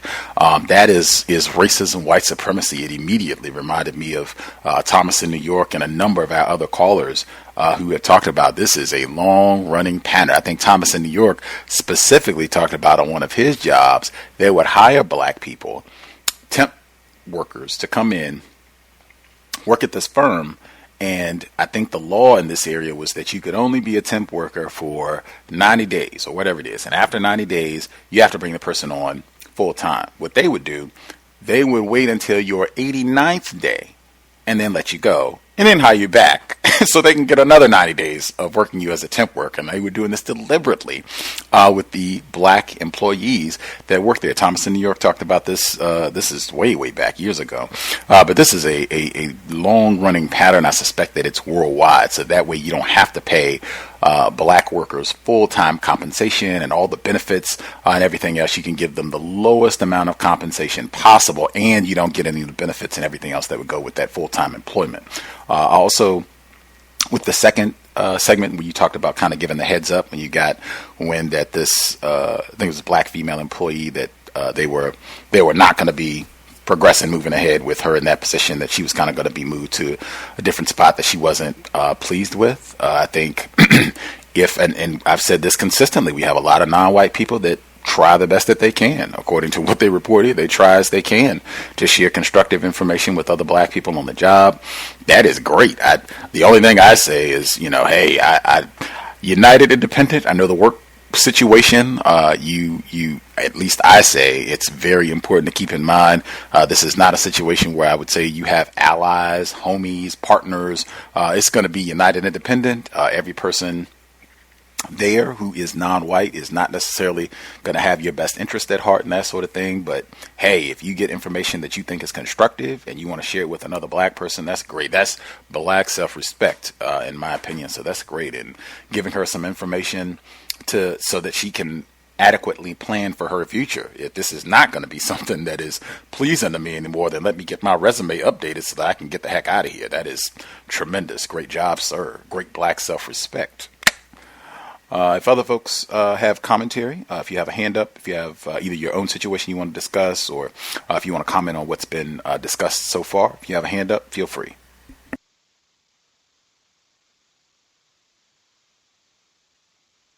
Can I be heard?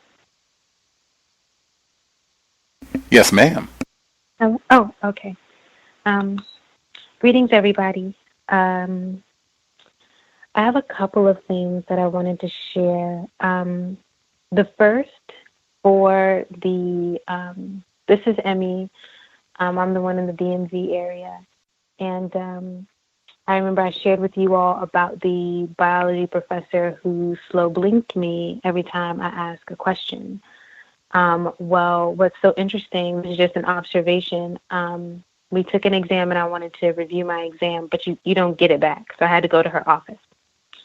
And she has an altar. And on her altar, she has a black woman. And she has all this black woman stuff in her office. She had oils and everything. And to people who don't really, pay attention to that kind of stuff, you wouldn't think of it and think that's an altar. But this white woman actually has an altar with black female images all around her office. And I just wanted to share that with y'all. Some of y'all might find that interesting. I told you all that I've been practicing my own ability to be deceptive, and not always be like having to tell the truth and stuff like that. And one of the things that I observed, especially in the classroom setting in this particular time, is there's a high concentration of white people, and white people are extremely competitive. And I think it's almost laughable for me when I, look back on my own coming into to actually think that it had anything to do with white people needing to see that we were smart or hardworking, or that we're so-called quote-unquote different. White people don't care about that at all. You're a nigga and that's it. And so anyway, like pretty much, and they're very competitive. Like if you're even better than them, then they have an issue. So they like to ask a lot of questions. Getting to the point of my observation is that white people like to ask very like outright questions too, like, well, what did you get? How do you think that you did? And they'll try to corner you and all that good stuff. And I just lie.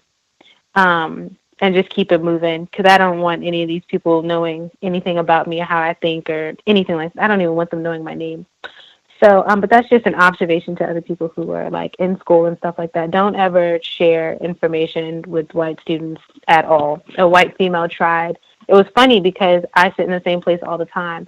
So I was a little late today, and all of a sudden it was like I noticed like all of the desks and stuff are kind of like pushed in my area, and it was like, and this like it was like a white woman like squeezed this desk behind mine. I was like, but you've never sit here. What are you doing here? But anyway, she was there, and then at the end of class, she tried to ask me for my notes, and I was like, I'm late all the time. I didn't even get those notes. I had those notes, but I'm not giving you my notes. So now with that, but I have a actual real serious story that I'm going to share with you all real quickly. So I don't know what's going on. I don't know if like the universe is maneuvering in such a way to put me in certain predicaments, or maybe I'm attracting it, or who knows whatever's going on. But things are escalating at my overnight weekend concierge gig in the posh DC metro area. And these white people are getting crazy. And I think, and it could be nothing. It could just be the fact that like I'm there and it's getting warmer and they're drinking more. But it's getting ridiculous. So I know I shared with you all when I was slipping, and I let that white guy who was bleeding from his head in. Well, after that, like I completely, had a conversation with myself and got, in alignment with myself and got more serious to make sure I'm not putting myself in a dangerous situation here. So I was like, time to put all the rules back in place, like read that, buy the book. This is how we're doing it. So last weekend, this white guy comes to the glass door. Let me try to be quick with this. Comes to the glass door. I see him, but he doesn't see that I see him because he's like busy messing with this keypad thing, trying to call the front desk. But you actually have to use your cell phone to dial this particular number that's written on the glass that you have to look at to call the front desk, and then I can let you in once I confirm who you are. I'm not letting anybody in who I cannot confirm who they are or what they're supposed to do here. Like if they're supposed to meet someone or deliver something, I'm not opening the door for anybody. I don't care because I'm just not putting myself in that situation. So he unfortunately had to deal with this reinforcement of the policy to protect myself, because I'm not really tripping about the people in the building. I'm tripping about someone coming up in here and harming me. So I'm like, finally, like I get over there because now we have to talk to the glass. I'm telling him he needs to call the number. He tells me he doesn't have a cell phone. Then he starts to bark at me that I need to open the door. And I tell him I'm not opening the door until I know who you are and what you're here for. Because I was so, I don't want to say appalled, but it caught me, like it was interesting to observe this white man bark and order at me. And like really expect for me to just be, oh, my bad, let me just open the door. Absolutely not. It's like 2-3 o'clock in the morning. I don't know you, So anyway, I got it recorded to get to the point of like what happened. So let me tell you, he eventually, we had to talk to the glass. He got a number incorrect. So when I went to verify, they were like, we don't know him. When I went back, he said, oh, there's this thing for me. I was able to find this envelope that had his name and confirm his name on his ID. So once I was able to do that and realized, okay, he should be here, I allowed him in. And Gus, can I play the recording? Let's hear it. All right.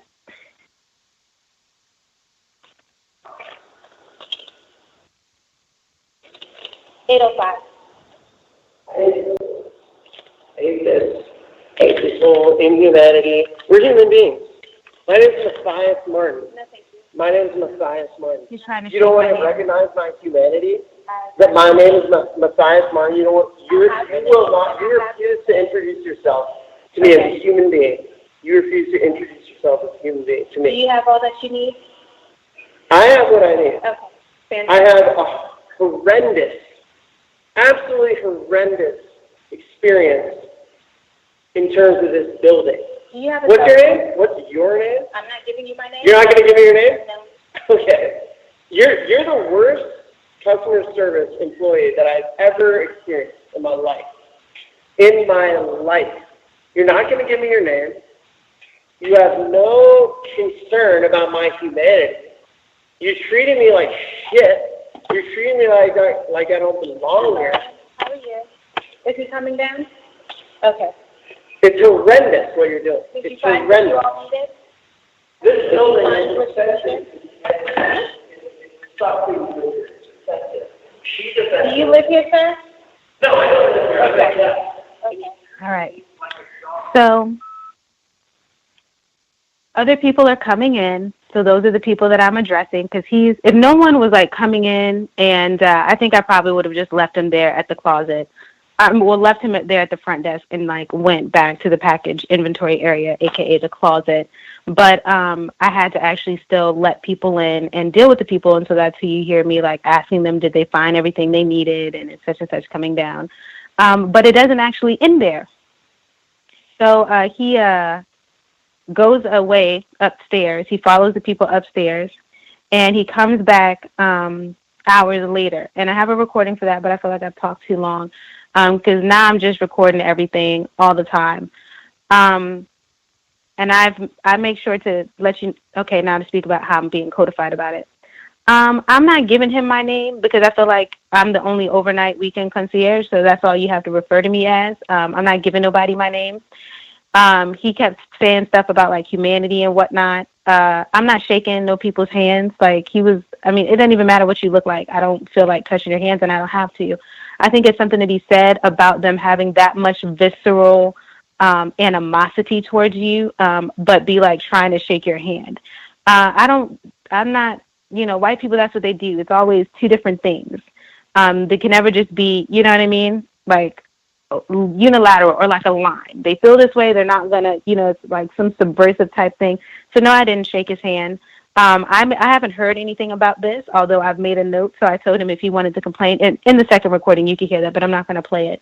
He wants to know, like, the property management company. He actually comes back down. Like, this is at like 6:30 now. I asked me for my name again. I told him I'm not giving him my name. If he wants to complain or say whatever, he can talk to the company. I made a note of it, a very detailed note. But what's more important about this very detailed note is, look, if the company is like, well, look, this is not going to work or whatever, that's cool, fine and dandy. They don't know that I have these recordings, but I will totally let them hear, like, look, these are the people that y'all are asking me to figure out how to, like, keep cool and keep calm. People have been drinking. People are on drugs. I can tell when people have been drinking and when people have been doing whatnot before they get to me. And I told them I'm still not letting nobody in. So don't try to change the policy, and now it's like try to give me some code where I'm letting in white people but not letting in black people so that they don't, get irate. I told them if they want it to be, streamlined, fix that kiosk thing outside so that people can dial directly to the front desk. And in which case we can bypass all of that confusion and I can quickly look them up and get them where they're going. But in terms of me going to work, doing anything different, I'm not doing anything differently. You're not getting in the building until I know who you are and where you're going. And that's because I have to look out for me. So thank you all for listening. Wow. What an intense workplace situation. We had a recording and everything. I would just emphasize the danger of this situation, the danger of racism, white supremacy in general, but certainly I would say within the past few years or so, it seems like there's so many instances where whites became lethally, not just violent, like lethally aggressive in seconds. And that's something that we emphasize. And I'd say particularly anybody, your work situation, causes you to be out and about late, where you're dealing with people late at night, where they might have been drinking or under the influence of drugs, both, whatever the case is. Just these are dangerous situations, a very dangerous environment to keep that in mind. And particularly, I know with Emmy, you shared with us before, they're people who visit the building regularly, who go around and brag about, oh yeah, I'm going to kill these people if they, mess the door up again, or, forget to pick their mail up on time, going around and bragging about that. So, I mean, this is a very hostile, violent, dangerous environment, in my opinion. So absolutely do everything that you think prudent to look out for your personal safety. I too am a big proponent of the not shaking hands, especially in that sort of environment. We don't need to shake hands. Whatever you need to do to facilitate you, getting out of the building or getting to your room, wherever you're supposed to be. We don't need to shake hands and do all of that. The white guy coming in, I thought that was great, having your recorder at the ready. We talked about that before. If you have a recorder or any other instrument you're going to use to practice so that you can utilize it quickly, because things can get tense and things can happen quickly. So to make sure you're prepared if you need to get anything recorded. But yeah, I think it sounds great. Just make sure that you keep in mind, and I think we talked about this before too, with some of these whites who've come down and been nasty and rude, where they end up having a vendetta. Like, I yelled at this nigga wench and she still didn't do right, didn't do what I told her to do. Who does she think she is going to ignore? Yelling white man. He might have that in mind and say, yeah, I'm going to keep that in mind. I'm going to be looking out for her in the future. I think he had an incident with another white guy. It was similar, where he would come back and be mumbling and talking under his breath about you as he was walking by. Just keep that in mind to make sure you remain vigilant. But yeah, I think it sounds like what you did was tremendous. Great job recording, and just make sure that you are looking out for your personal safety if you're noting things are getting worse. And I think that happens too in the summer too. People drink more, they stay out late, and so the rowdiness could be staunch and consistent until September. We'll hope not, but that could be the case. We'll see. Other folks, if you have commentary, if you have suggestions on what you've heard thus far, if you have your own commentary you would like to share, line should be open. Feel free.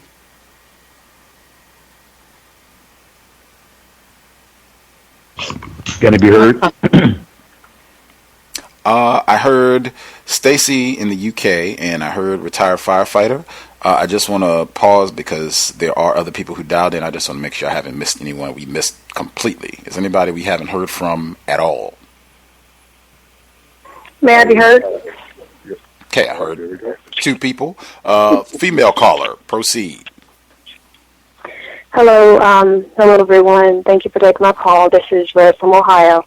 I just wanted to speak about an observation that I had. It was actually truly a Dr. Welsing moment. I had to go inside the office because, like I said before, I don't typically have to go inside the office when I have to work. But this time I had to go inside, and of course, white people, they love to have their loud conversations. Well, this time my supervisor, some people were coming over to him because I wasn't sitting that far away from him. Some people were coming over to him just speaking about different work stuff and also personal stuff. But the recurring theme was how good his tan was. And he got to the point to where he was like, yes, I have it going on, just talking about how his tan was. And he was saying how he went to this non-white country, and that's the reason why he has his nice tan color. But he then also goes in to talk about his significant other. He, like I said before in the past, he always seems to, he might ask you about your day or something about yourself. And with me, like I said, my code is I always say nothing or give something that's really, really vague or really, really short. And then that's when he'll proceed to tell everything about what he did that weekend and what he's planning on doing, all that nonsense. So he starts to talk about his significant other. I always assumed it was another white person. Well, he finally says, oh, and by the way, my significant other is apparently, I'm assuming he said the country from where she was from, which typically is a non-white country. And he was saying in a joking way, like, oh, well, I'll make fun of her for being so pale looking. And then he started to talk about, like, her daughter, which I'm assuming is also a non-white person. I don't think they've had the child together. And he was talking about how wonderful her color is. And then he tried to, it was funny because he was like, oh, yeah, she's basically, I guess she would kind of look like, and he was kind of like looking over the group to see who he could compare her color to and couldn't find anybody. So he kind of just trailed off, and that's where the conversation ended. But I thought that I felt bad for his non-white significant other, because he said, oh, yeah, I talk about her like this all the time. She's used to it, because somebody else had said in the group, they're like, oh, well, I'm sure she didn't like that comment about, you basically calling her pasty. And he's like, oh, no, I say those type of things all the time. So I'm like, wow, you're really practicing racism like we talked about. You're practicing racism against your significant other. The last thing is that one person in the group, one white woman in the group, she's always very, very white looking, not pink, not tan. She's very, very pale. And she kind of like looked at the supervisor, and I don't want to say in disgust, but it was almost, I can't quite tell. I couldn't quite tell if because it was really quick. I couldn't quite tell if it was like in disgust or like kind of envious, because she's always very, very, very pale looking, and she is also with a non-white person. So I just wanted to share that. And the last thing was that I did end up mentioning to another non-white person in my same area. I said to him, stay in the question lane. And he kind of concurred, because he was just talking about how he had to basically train a white man, and he didn't know the white man's position. And apparently it was like a higher up type of person. And he was like, instead of, making a lot of statements or being real boastful, he basically was asking a lot of questions. So even though it seems like I'm starting to kind of find different things that other non-white people are doing, even though they do seem like they're more confused, but they do still have a little bit of clarity at times. And I've also been practicing just asking more questions, especially when it comes to the white women at my job. So that's all I had to share. Thank you for letting me share. Wow. How fascinating. Asking questions is great. I'm a big advocate of that under any circumstances. And that in particular, I know you said this is, I guess, your friend or what have you had to train this white person who I guess is pretty powerful. I think that's a good position to take in that sort of, if you're doing that sort of training where you don't know who the person is that you're training. You don't know if this is, the custodian or the CEO of the company, just using that for perspective. I think that's a very good position to be in. That way you're not, saying anything, you're not making any statements or anything, just asking questions and going through. Great way to function on the job. I guess the comments that the white person was making about, being pasty and then deviating off to his family and what have you. Standard, cliche, I mean, that's stale old to justify whatever sort of conduct or rude behavior that, oh yeah, I say this to my girlfriend or whatever she is, girlfriend, partner, all the time. And her daughter, it sounds like it might not be his child, but her daughter saying it to her offspring as well. And just the fixation on, I guess, skin lacking melanin. I think that absolutely you hit that right on the head with Welsing moment for sure. I would just encourage folks in those sort of work environments. Those are the type of conversations that I would just listen. You can maybe note, but I wouldn't have a whole lot. I wouldn't participate with that, because it sounds like this white guy, in addition to just practicing a lot of racism, he can eat this up. I don't know if he has his photos in his wallet where he can show off his family and children or whatever, his girlfriend or whatever she is. I wouldn't even engage in any of that. It would just be duly noted and right back on the grind, continuing with the work. I would just have that logged. That would be included in my workplace journal for the day, that this happened and this was the nature of the conversation. This is what he had to say. Appreciate that, Red, in Ohio. I think it was a male caller. Did you speak up simultaneously with Red? Were you going to speak as well, that we hadn't heard from before? Have you heard? Yes, sir. Good evening. 2812 from VA. Hope everybody's having a good evening. A couple of observations at work last week. Might have been last week. My manager, I'm in the mortgage business, manager came down to do a little, I guess he wants to do a little checkup or whatever, and we're sitting in this meeting, and I needed some help on a deal that we were kind of running the numbers through, very large deal, and this guy was literally sitting there, and I'm talking to him, and he's just yawning.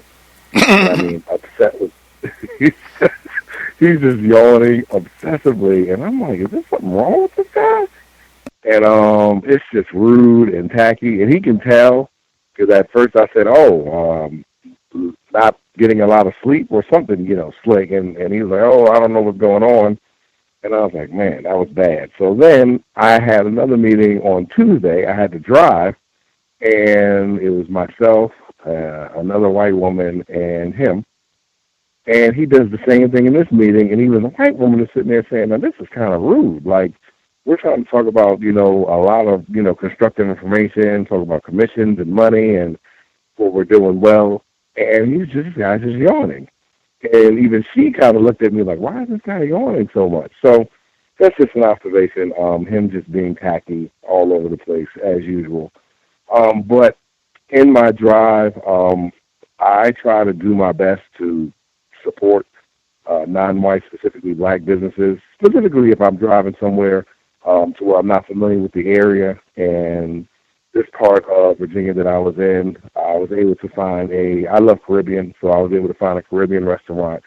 And I went there, actually supported them, and gave an extra tip to try to help the business out. And it's very funny. I know I heard somebody talk about this before, but I think it was Pam. But just being pleasant to other non-white people under these conditions is extremely helpful. And I'm making this suggestion because I stole it from somebody else. I asked the woman, I said, hey, I'd like to give an additional $10 tip. And she said, why? And I said, I just want to figure out a way that I can help. You have a lot of people working back there, and I'm sure the business could use the funds, or it could be helpful. And she said, oh, okay, yeah, come on. And it put a smile on her face. The person behind me put a smile on her face. And it was really, really constructive. So anytime, I know sometimes we always don't have the funds or the resources to do things like that, but even small things can really, really help. The last thing I'll mention is that I had a meeting with a non-white male today. He was giving me some investment advice, really constructive information. He was willing and open to share. Then I had another meeting with a white woman. And she was giving me some information on helping people. They run like a little business to where they help people clean up credit. And I asked her a question, and she said, oh, well, we do that for free. And I'm like, really? And she was giving me some more constructive information on how to help clients and stuff like that. And I said, you guys don't charge people like other companies do? And she was like, no, we don't charge anybody. We just do this for free. And it always goes back to make me think about what Mr. Fuller says, is the people that need the most help should get the most help. And these people have the information. They could give it out, but they're just not willing to. And that was another example. I'm sure that this woman has probably been deceitful in the past, or maybe today she decided not to be. But I'm like, this is free information that a lot of non-white people, specifically in the area of finances and credit, pay a lot of money for when this is free. So I was able to get some ideas and things from her that she does to help her clients, and I'm going to do my best to pass this information on to non-white people, because in the area of finances and credit and things of that nature, a lot of non-white people get taken advantage of because they don't have accurate information. And that's it. I'm done. Thanks, guys. Absolutely. That's phenomenal. And another thing that they'll do a lot of times, the information will be there, but whites, they are tremendous at codifying information. They know how to give you information to make it easy so that you can grasp anything. They got books, calculus for dummies, algebra for dummies. They could do that for whatever it is. Improving your credit for morons. They could do that. Make it a best-selling book and get Steve Harvey to do the promotion and everything. No problem. They don't do that. With Negroes, they make it like, oh man, you got to go learn Latin, and we're going to need you to take 5 years of economics, and then we're going to need you to pay $20,000, and maybe we'll give you half the information. Like, that's generally the way it is. And exactly what you just shared.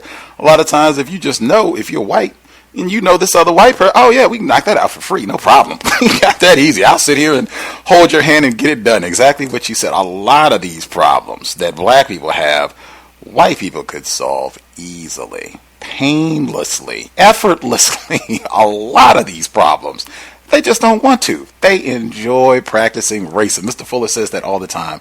They like this exactly the way it is. And I think once you can understand that as a black person, we can start making adjustments to our behavior to help try to solve some of these problems. Sounding like what the caller in Virginia is trying to do, get some of this information and see if you can use it to help out black people. Brilliant. That's, exactly what we need to be doing. Did I hear that correctly? Was it a white person that was in the meeting just yawning and not paying it? Well, I don't know if he was paying attention, but doing all this yawning. Oh, man, it was terrible. He was yawning and spitting. It was like a combination. It was just bad. He's sitting directly in front of me, and I'm trying to go over information, and it's obsessive. Like, it's every 5 seconds. And I'm like, okay, maybe this guy is a narcoleptic or what. I don't know what even you call that. But it was just bad and tacky. Just real tacky. Maybe he's a heroin addict. That's what they say about black people. We got these crackheads in here. Maybe he's a heroin addict. I mean, he was having, he was fiending for his fix for the day.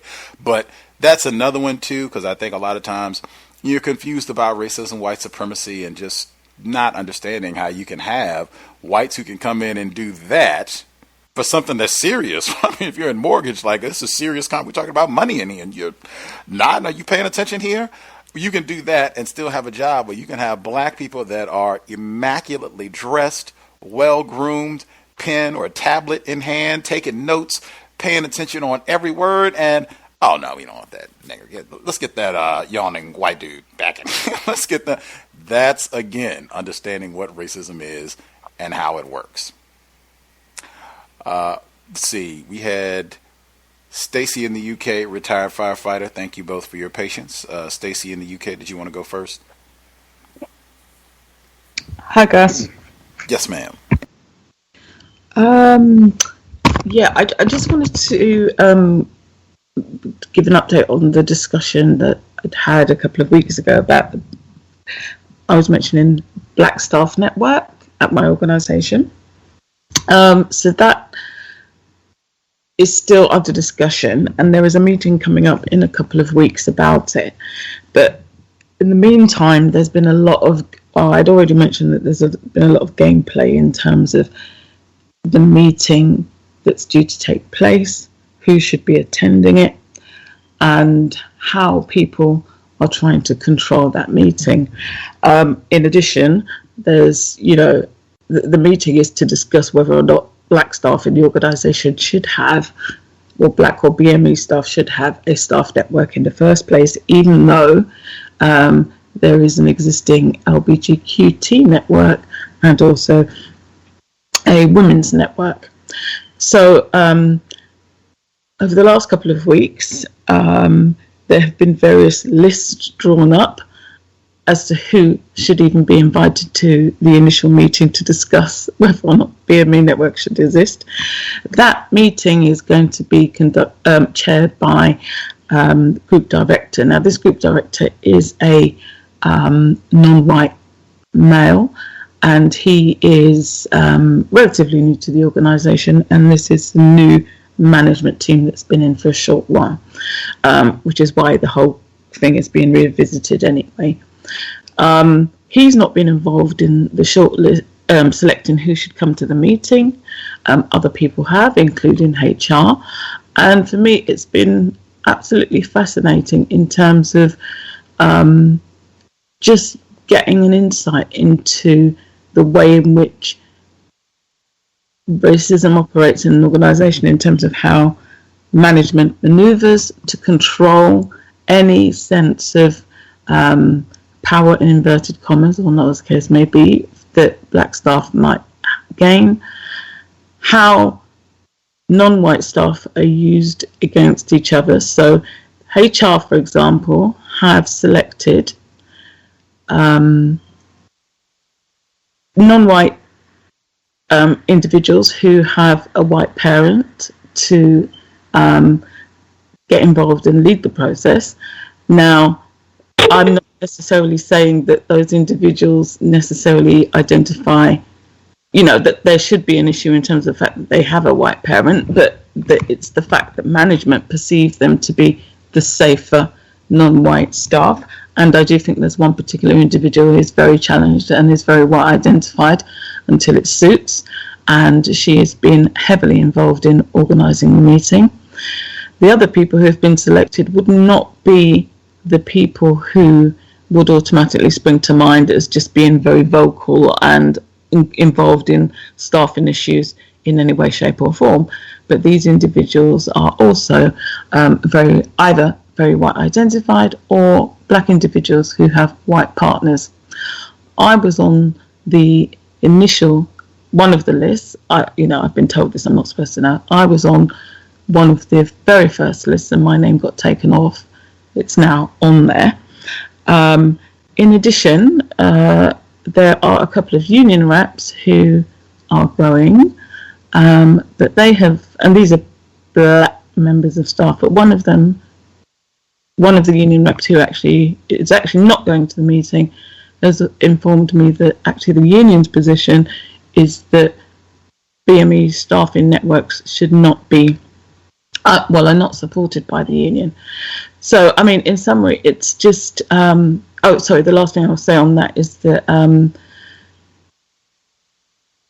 even amongst the black staff that are going to the meeting, there are sort of subgroups, and it's just been really fascinating to see the way in which we as black members of staff can be used against each other, and also the way in which HR and other individuals have manoeuvred to try and control it. And there was one non-white female who is very white identified who apparently has been asked by HR to try and control the meeting, but all credit to her, she has said she is not comfortable about doing so. And again, I'm not supposed to know this. Gus, I'll stop there because I know I've been talking for a while. I do have a couple of other updates, but only if there's time, obviously. I'll mute my line. Wow. I guess really quick before I get retired firefighter, I had one question. How did you ascertain that the white manager is suspected racist, that they prefer to have representatives who are non-white, but they have a white parent? My director is a white female, and this is just me observing how the organisation operates and observing her behaviour. And she only ever surrounds herself with non-white individuals who have a white parent, who, whether or not they are more confused, I think they're the safer bet for her. That's my observation. It's not to say that there's not times when she doesn't utilise black, a non-white black individuals, but that I think is strategically. This is me just observing her, and there are certain individuals that get put forward as the voice of black staff who I know have said that they've never experienced racism in the organisation, and the one particular individual is the one person who has been asked to lead this or organise this meeting, which for me is very telling. and she has been heavily involved in selecting the people who are attending this meeting. So there is just a number of games being played, but those are, this is me observing what goes on in the organisation. Racism being practiced, not games being played, I would say. I guess for people, I think last year we had Puff. I think she asked, why is it significant that a non-white person has a white parent? We're all victims.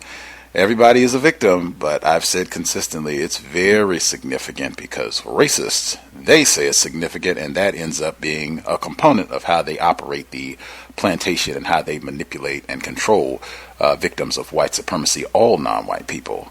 I guess, are you a member of the women's staffing group or no?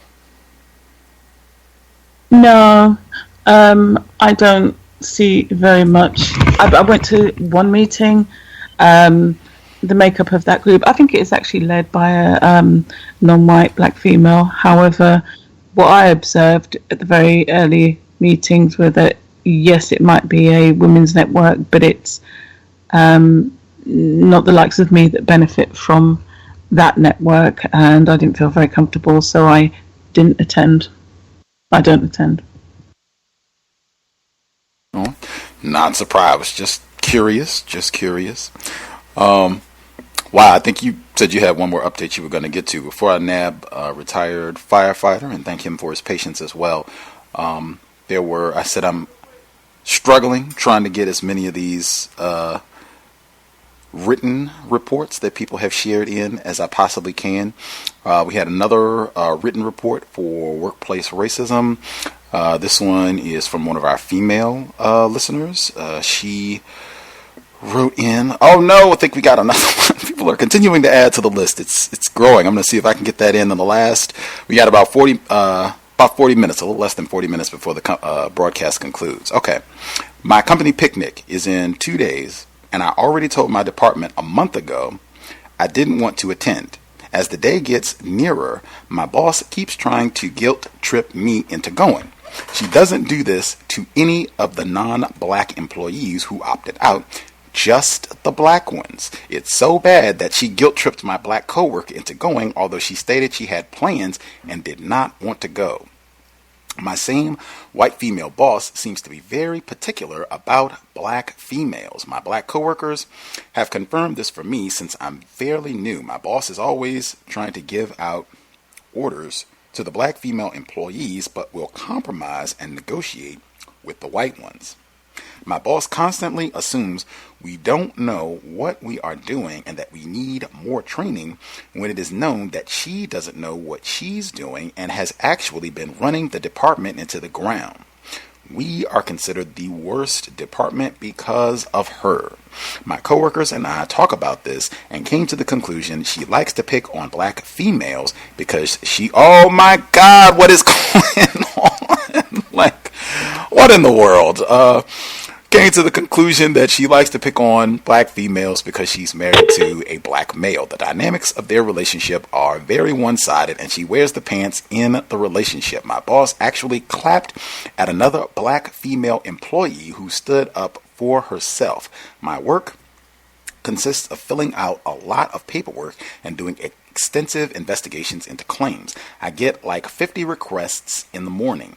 I usually can finish them in about 2 hours. My white female boss actually called me over and told me I wasn't doing it fast enough. Now I work with 2 other white employees who take days to finish their work, yet she never rushes them or berates them to go faster. I am not surprised. White women terrorists on the job. I think for that sort of thing too, I would, again, being in the question lane, particularly if you've noticed a discrepancy in terms of the rate at which you're able to get your reports or documents filed and the rate at which other employees, if they have any sort of spreadsheet, I mean, it's all analytics and they got so much data available now. If there's any data on, how long does it take to get a report done? What's the average time for an employee here to get the work done? Does the company have a suggested time? This is how much time we think an employee should take to get these reports done? Those are the types of questions that I would ask if it seems like, she's being nasty and rude with you about, how long you're taking to get any of this information done. Same thing though, what I said before about, understand, particularly if you've ascertained like, oh, okay, this race soldier, she is sexually exploiting a black male at home, and then she's going to come in and have all of her vendetta and racist animosity directed at black females and take that out on us all day, or the person who wrote this in specifically about how fast you're getting work done and whatever else she's, griping about on the job. I would, again, stay in the question lane. I would make sure that I do not let her get me upset about anything if she's coming in and name calling and that sort of thing, because it seems like she could be one of those white women to get you riled up and then have an excuse to fire you for saying you were being insubordinate or talking back or whatever other excuses that they come up with. Just be real professional, and I would use email. Anytime that you see this as someone who's verbally rude and likes to do all that yelling and stuff, I would be really tactical about the use of email and asking questions, directing, even addressing. If she comes out and says something really rude, you can even write out what she said in the email. And people have talked about you can include other people. You have lots of options in terms of how you'd like to address that for the person who wrote in. If retired firefighter, you'd like to proceed, I'll encourage folks. We have about 30 minutes left in the program. If you have comments, if you have suggestions for anything that you've heard thus far, if you have your own situation you want to touch on, do not wait till the last the last 5 minutes of the program. Go ahead and get your hand up now if you think you have something you would like to share. Firefighter, did you have commentary, sir? Yes, sir. Just would like to comment on something that I heard, and also some experiences of my own during the course of the week. The first thought comes to mind. I heard someone used in their workplace racism experience, Hispanic woman. I'm just making a suggestion. I'm not an expert on racism, that's for sure, but from my experiences, be very careful about the quote-unquote identification of Hispanic. It's very confusing. The only thing that I can factor in on what it tells me is a person that speaks Spanish. That's it. Now, we all know that can either be a white person or a non-white person. And you have to be very careful about that. Because I suspect that it's utilized in the same way that some white people who call themselves Jews, and they don't mention the title white more so than they mention the title Jew. Very similar in that aspect. There's even some people who are racially classified and accepted by white people as being white who speak Spanish that even have a swarthy-like appearance, quote unquote. The director of Dade County Public Schools is a very heavily tanned looking white male. So I would dare say that he identifies himself as Hispanic, which is, like I said, so just be very careful on that. Just a suggestion. I'm not in the position to tell anybody what to do because the retired firefighter makes a lot of mistakes himself. Just a thought. Workplace racism. These are what I classify as a constructive experience. We had a meeting, meaning the football team, the coaches with the seniors, the senior boys, with their, excuse me, a lot of them had their parents there. I didn't know what the meeting was going to be about at all. I just showed up, but what it ended up being about was, it was for, at the school, there's a non-white black female, very young, attractive, intelligent, non-white black female who is in charge of making sure that the players are academically eligible for the college level. NCAA in specifics. It is a very complicated process. I've been a coach for 36 years, and I still don't understand it. As far as that concerned, the different process that one has to go through in order to be eligible on all levels in order to get a quote-unquote athletic scholarship.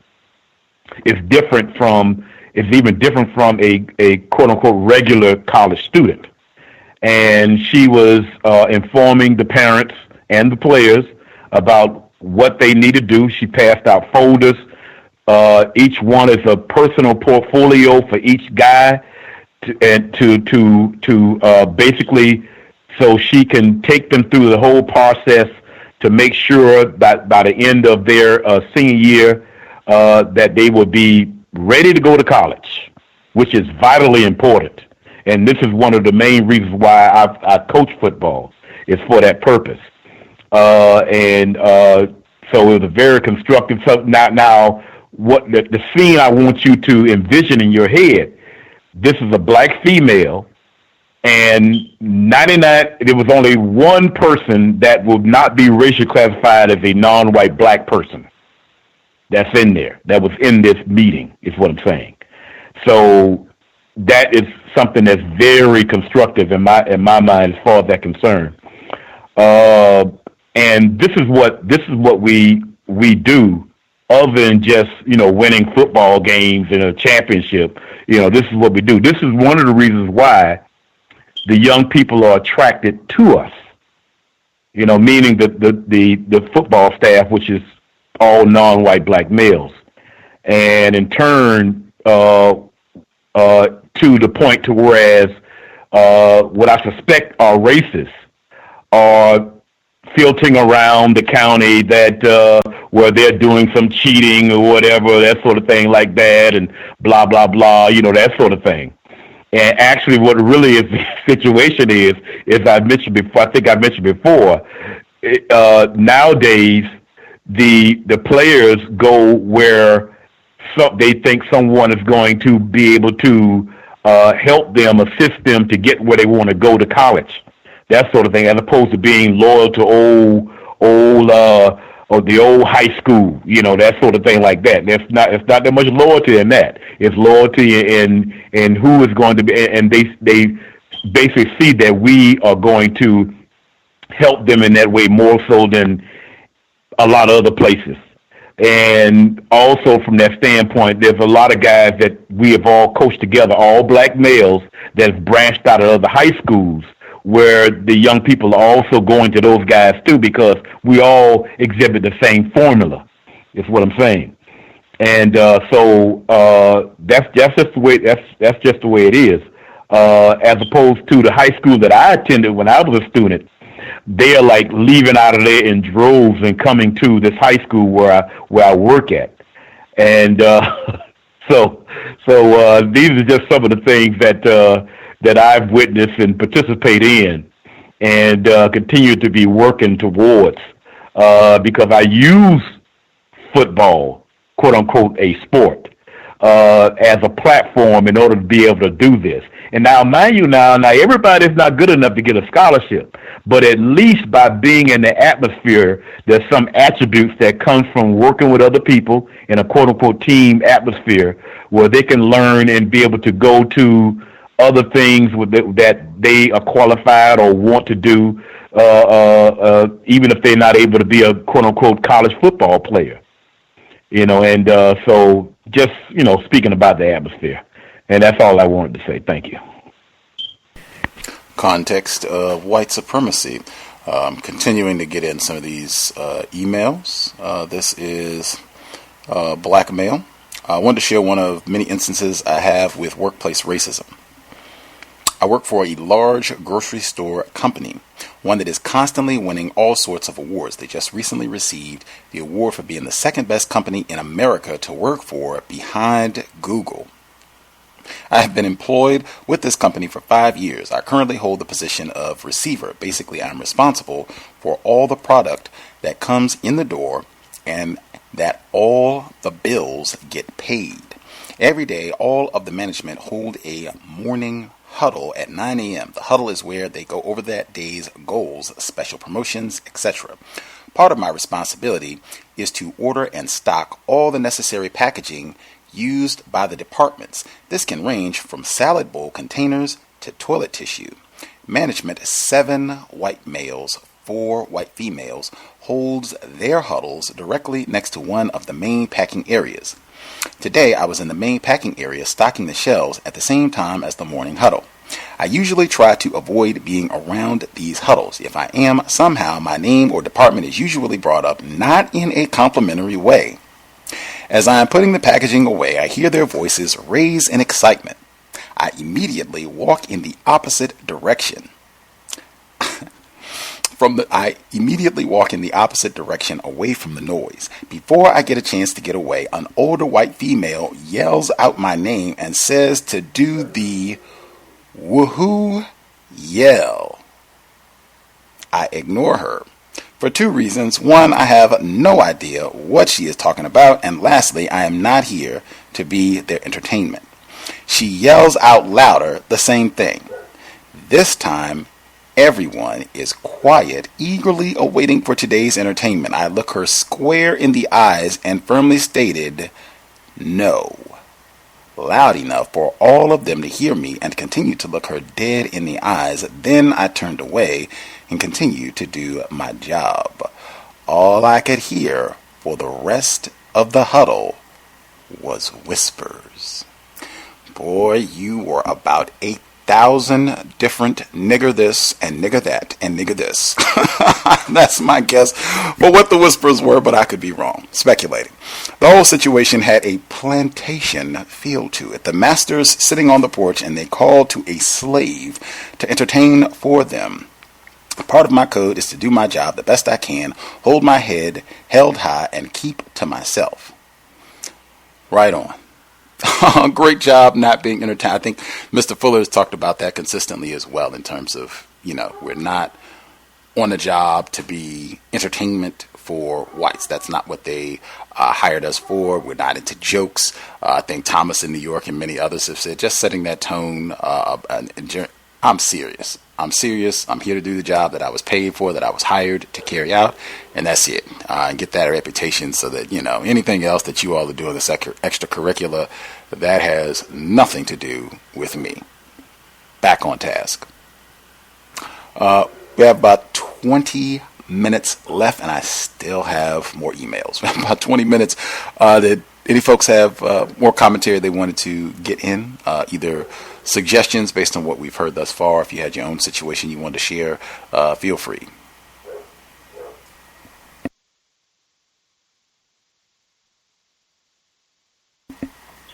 Greetings. Can I be heard? Greetings, Roz. Good to hear from you, sir.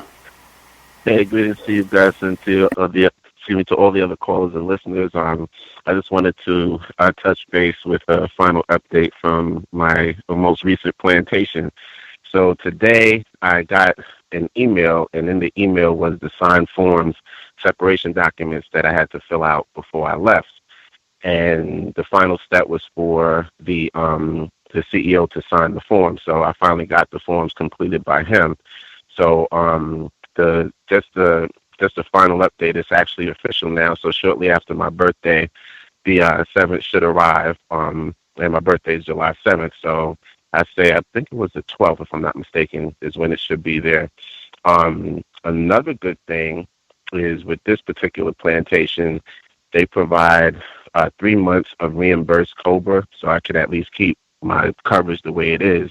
And for up to 3 months, they'll reimburse me for the, whatever amount I have to pay out of pocket because you pay it in full yourself. So that's something I'll be taking advantage of as well.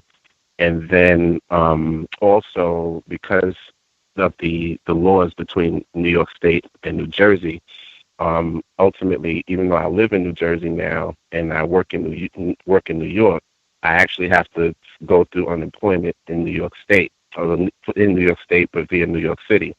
And ultimately, with the severance pay, they can actually either shorten your benefits or not allow you to get them for a certain period of time, or not at all, depending on the severance and when you receive it. So from what I understand, there were previous groups that left the company in which they might have had issues getting their unemployment and their severance due to the timing of when the payments were issued. So they actually allowed people to make a decision whether or not they wanted to wait at least 40 days, which the limit for New York City is 30 days. If you get your severance after at least 30 days after your separation from the company, then it will not interfere with your unemployment at all.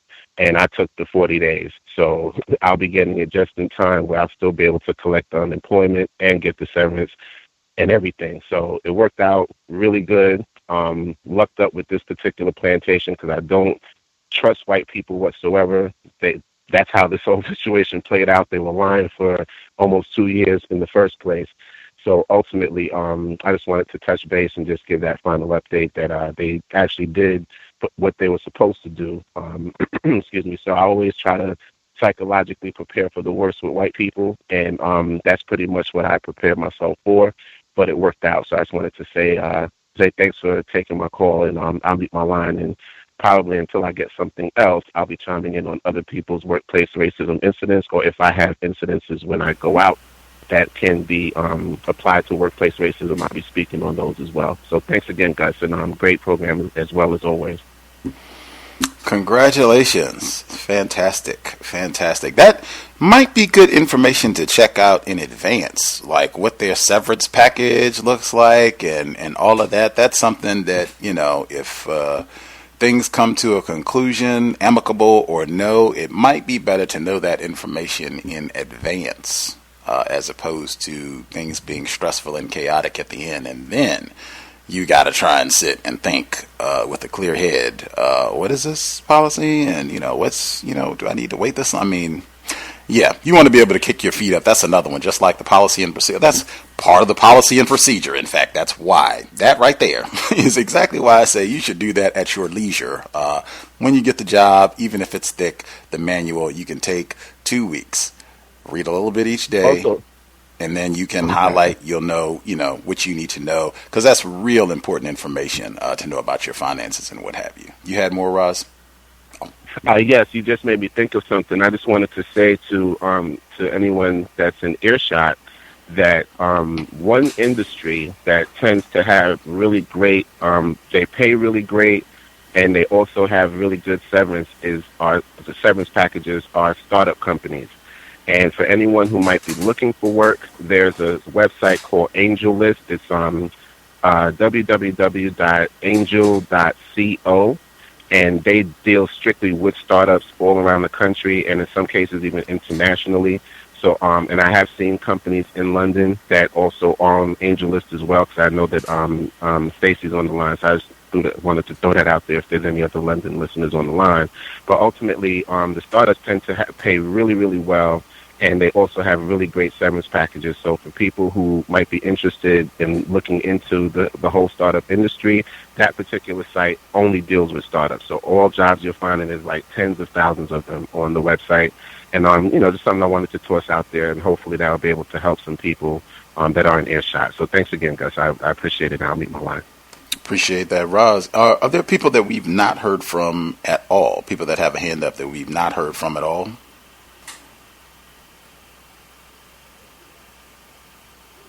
Can I be heard? Yes, sir. Awesome. This is Ken Steele, and I am back in Chino Hills here in California. Earlier today, and for the past couple of days, I was in Las Vegas. And the reason why I was in Las Vegas was I was booked to do some comedy. And, I'm very familiar with, kind of some of the stories that are associated with people going to different cities and doing comedy and basically doing any sort of live performance, especially when you're just starting out and you're still new. And even when you are, I guess, on, so to speak, and you're a regular seasoned performer, there's always difficulties in kind of getting paid and making sure that everybody is on the same page when it comes to compensation.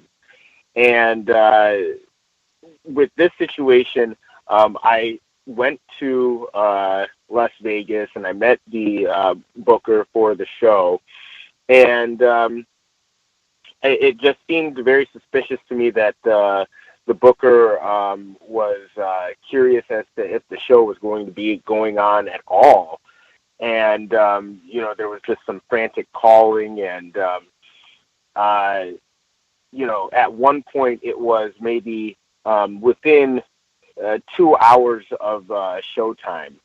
And me, I like to show up at the venue at the very least, an hour beforehand. We were at some sort of bar, and he was trying to introduce me to some of his drinking buddies, or, this is apparently another venue where he performs. And, I kept on asking about when are we going to start heading over to perform. And finally we started making our way to the venue, and we get inside, and, the venue, it looked like, it was really busy, and I was, pretty excited, and I was just, I was thinking of, like what my set list was going to be, and, I was just getting ready to perform in my head. And I see that the guy who booked the show is talking with the owner of the bar, or what appears to be the owner of the bar. And it was made apparent to me that the person that the booker had booked the show with was fired, and that there was no performance that was going to be there that night at all.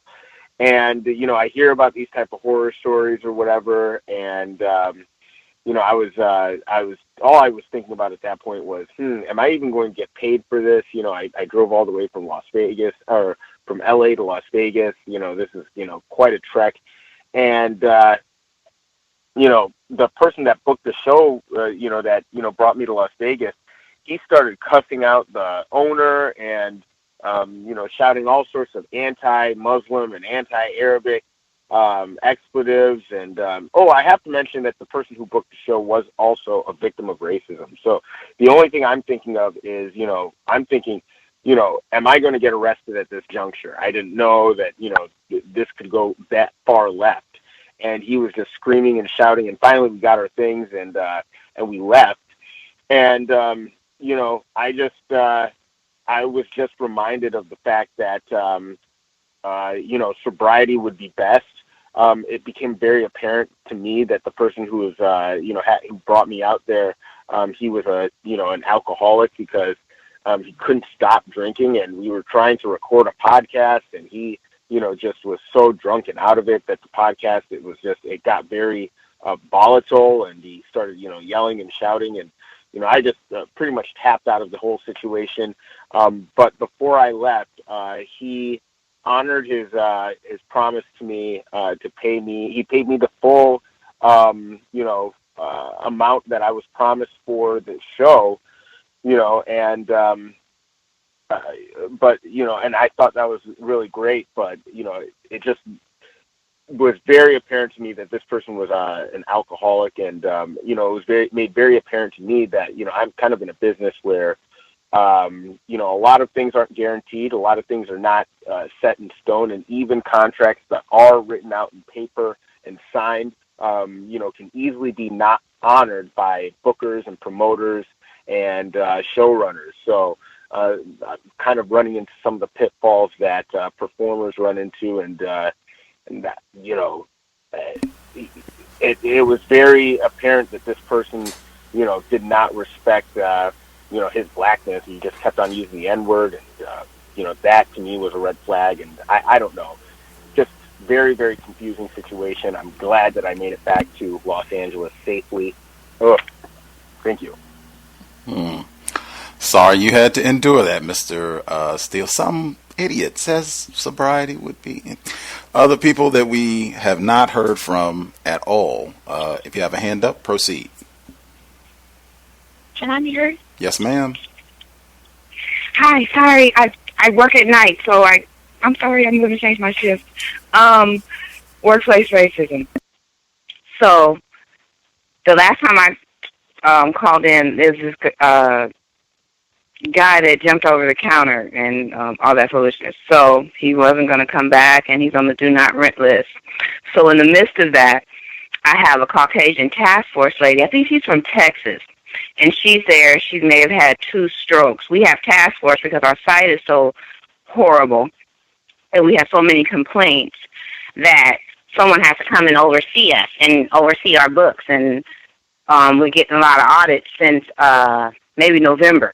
And it's really been full force ever since January, particularly February, when our Caucasian general manager took a leave of went on maternity leave to have her baby. She just came back on Tuesday. So we had a slew of different task force and different people in and out of the hotel. And the hotel is still the same mess, just maybe 2% of a change, maybe. So in the midst of this, everything goes to me. Everything's my job. Now, mind you, I work at night, but everything's my job. Oh, it's her job. No, really, don't do that. That's her job. She won't have anything to do. So mind you, I've been taking pictures since August when I started working there because that's how horrific this place is. And I don't understand how it's my job to bring it back to the normal by 7 in the morning, 7:30, whenever.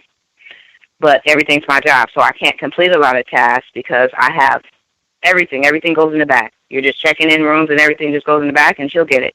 And I work 5 days a week. On the 2 days that I'm off, no one washes dishes. No one does anything. Everything is for me for Sunday night when I get back. I just leave it for her. She'll be back Sunday. So it's a nightmare. So I just take pictures, though. So we got a new district manager because our old district manager left in the midst of whatever. So she went back where she was. So we got a new district manager. And I just told him that I'm not going to be able to work under these conditions. Can I transfer? Or I'll, figure something else. So in the midst of working on that, this task force Caucasian lady from Texas is micromanaging me. Now, I've only seen her once, and that's when I'm talking to whoever relieves me. I speak to a few coworkers, so she's one of them. I talk to her, listen to her, whatever, for however long I can endure it, and then I go home. And so we're talking, and so she comes up. Mind you, it's late. She should have been there, but I'm going to go do this and this, and then I'll do that. So that's the first time I ever seen her in my life. I don't know this lady, but my name is ringing off to the hotel. She didn't do this. She didn't do this. Look, I put this there, telling my district manager, I planted this there, and she didn't even move it. So she's not doing her job. Everything is I'm not doing my job. So Tuesday, she states, oh, I guess she's trying to do her job because her manager's coming back, and just little stuff like that. So maybe a week back, the Caucasian guy that jumped the desk came, and he was checked in the hotel when I got there. So this guy, he was just like, yeah, I told that dude, why the hell did you jump over the counter, dude? And then he said, well, you said somebody was going to be here. I didn't say jump over the damn counter. So he's like, yeah, he's in room whatever. I said, he's here? Yeah. I said, I thought he was on the do not rent list. Well, they checked him in already. I said, so I called corporate. I called the corporate number, and I reported them to corporate. I reported the whole incident with the guy. I reported the task force lady terrorizing me in her little. Now, mind you, this lady has been there for a month. She's on the first floor, right at the front desk. Everything's on the first floor. Everything should be spotless. No, she's doing nothing but taking smoke breaks with the Asian lead and keeping a confusion amongst us and making it complicated for us. And then making everybody not want to work to where I got to do all the doggone work. So it took like an hour to do the formal complaint. So I guess I'll see what happens after that. And then I also, in the loop, I reported my general manager because she's always been a problem. She's the reason for the problem. She just brought her Asian cousin-in-law by default in to stand in her place so they wouldn't bring anyone else in, and put together that the place was a mess. But it turned out wrong anyway. But since she's white, she always gets that second chance. So she was allowed a second chance to redeem herself. So she's not on schedule with me until Tuesday, so I won't see her till Tuesday because she tries not to deal with me because I'm about my job. So we're not going. I want to talk about why this place is like this. That's what other than that, I don't want stuff to talk about with you. Good morning. All right, goodbye. What's going on with this? Y'all don't work in the daytime? Oh, this and this. So now with the dishes, because they usually have the dishes with the laundry, filth. I just took pictures last night with the dishes in the laundry. So I just have a collage of the pictures and stuff. But now, just yesterday, oh, put the dishes in the green bucket. Now you want the dishes in the green bucket. I've been requesting the dishes to go in the green bucket instead of with the linen and sheets and dog whatever, because we're pet friendly, for months. Mind you, she's been gone from January till just Tuesday. So I've been asking for this for months, but you wait till Tuesday to decide you want to implement the rule, and they still don't follow it because, Hold on 1 second. Go ahead. It's no apology. It's just we're almost at the end of the program. I just wanted to leave a few minutes because we had one other caller who hadn't been able to share it all. I did want to say, though, thank you for calling in. This is our mom in the Bay Area. I did want to say this. You talked before the guy jumping over the counter and everything. All of the rules in the system of racism, white supremacy, these are used as weapons against black people. They demonstrate outwardly. Whites violate these rules all the time. You said this white guy was on the do not rent list and for being violent, hopping over the counter and all this. And then, we already checked him in. Yep, he's in his room now. Like, that's what white power is. Imagine a black... Mr. Curtis, are you with us, sir? Did you have commentary that you wanted to share?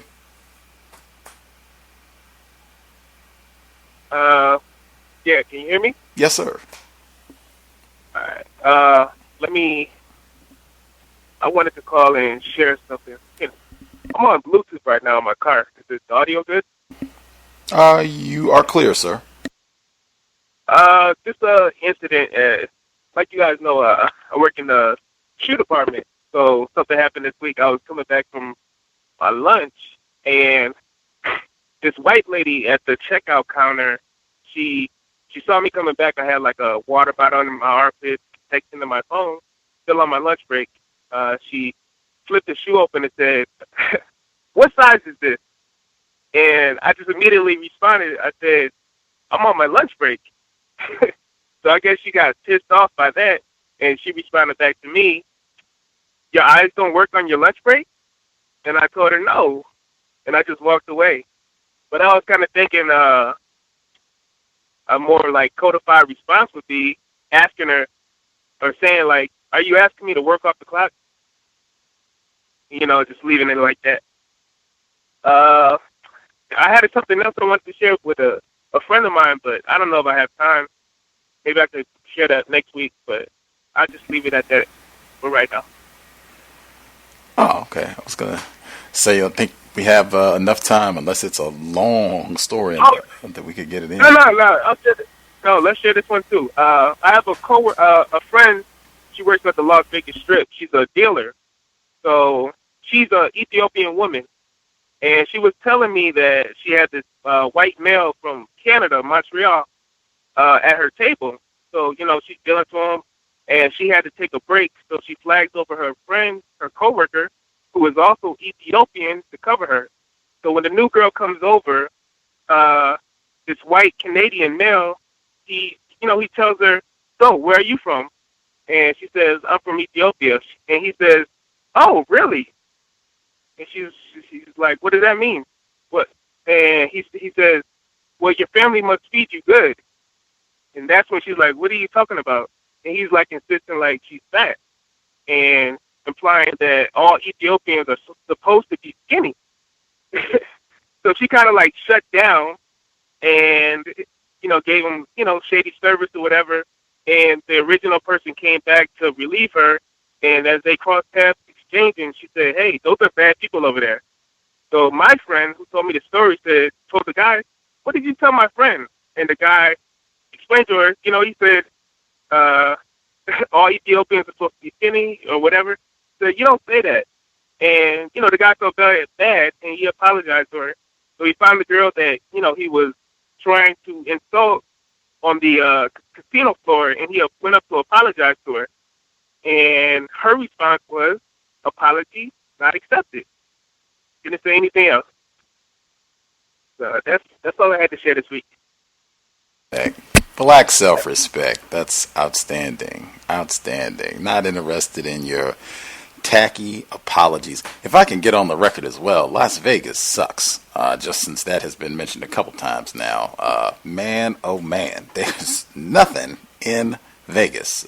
Just if you're en route to the Grand Canyon, I guess. But I mean, woof, you can totally skip Vegas. There are other places that you can gamble. With that will conclude this week's Workplace Racism. We still had other written commentary, but I'll get that on the compensatory call-in. It was grand hearing from everyone. I hope it was a constructive exchange. Tomorrow we'll be here same time. We're doing the memoir for Gil Scott-Heron, The Last Holiday. And the reason we're doing this, number one, just because, Gus, I love biographies. We've done a number of them on the program. Gil Scott-Heron is one of my favorites. I think a lot of people are big fans of his work. The Revolution will not be televised and other pieces. But also, this is a really nice follow-up to Coretta Scott King, her autobiography. She talked a lot about her efforts to get the Martin Luther King holiday, a federal holiday. Stevie Wonder's involvement. Gil Scott-Heron was also involved, and he talks about Stevie. In fact, he begins the book with a poem to Dr. King and talking about Stevie Wonder's commitment, the racism he faced, and then his commitment to getting the federal holiday for Dr. King. And I remember some listeners said that they had heard the song Stevie Wonder's Happy Birthday, but they had no idea the context that song was for Dr. King and to get a federal holiday. They had no idea, and I suspect other people are not well informed about that and or not informed about Gil Scott-Heron's life. It's the book it like tells his story, right? Him growing up and what life was like for him growing up in Mississippi and moving north and all that. And it also tells the impact of Dr. King's assassination, his understanding of racism, and why he helped get this holiday established. But that is our book. I think it shouldn't be that difficult. It came out in 2012, so it shouldn't be that difficult to find, hard copy or e-version. Someone sent me a link. I think it's available online, so you should have a lot of options if you want a hard copy to follow along. But I'm looking forward to it. Should be great. 8 p.m. Eastern, 5 p.m. Pacific. Compensatory call-in on Saturday. If you have questions, gripes, complaints, drop an email untiljustice@gmail.com, and we will follow up promptly. Thanks again to everyone who shared a bit of their Thursday evening. Hope it was constructive. We'll be back in about 24 hours. I will state again, sobriety would be best under conditions of white supremacy. July 4th is nearing for those in the United States. There's going to be lots of excuses. It's getting warm, summertime. Let's get a brew. Let's go out and drink. It's going to be lots of excuses. Just because the weather is nice and you get a little extra sunshine does not mean be lax in your codification. Racists, whites, they are dedicated to terrorizing black people. You do not want to be impaired on this planet and not being able to pay attention to what's happening around you and make great decisions. Your decisions might mean the difference between life, death, being placed in greater confinement, terrorized in any number of ways, just based on the decisions that we make day to day, minute to minute. Being intoxicated, period. You are going to make a lot of bad decisions, questionable decisions, if you are not sober under the system of racism, white supremacy. Lots of evidence to that. That's it, Creator.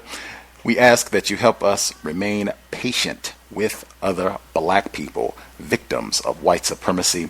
We ask that you help us remain patient with ourselves. Remind us to demonstrate the highest levels of black self-respect at all times, in all places, each and every time we are in contact with another black person. It has been time. Replace white supremacy with justice immediately. Cow signing out. Thanks all for tuning in. Nigga, you so brainwashed. I'm a victim, brother. No problem. You're a victim. I'm a victim of 400 years of conditioning. Shut up. The man has programmed my conditioning. Even my conditioning has been conditioned.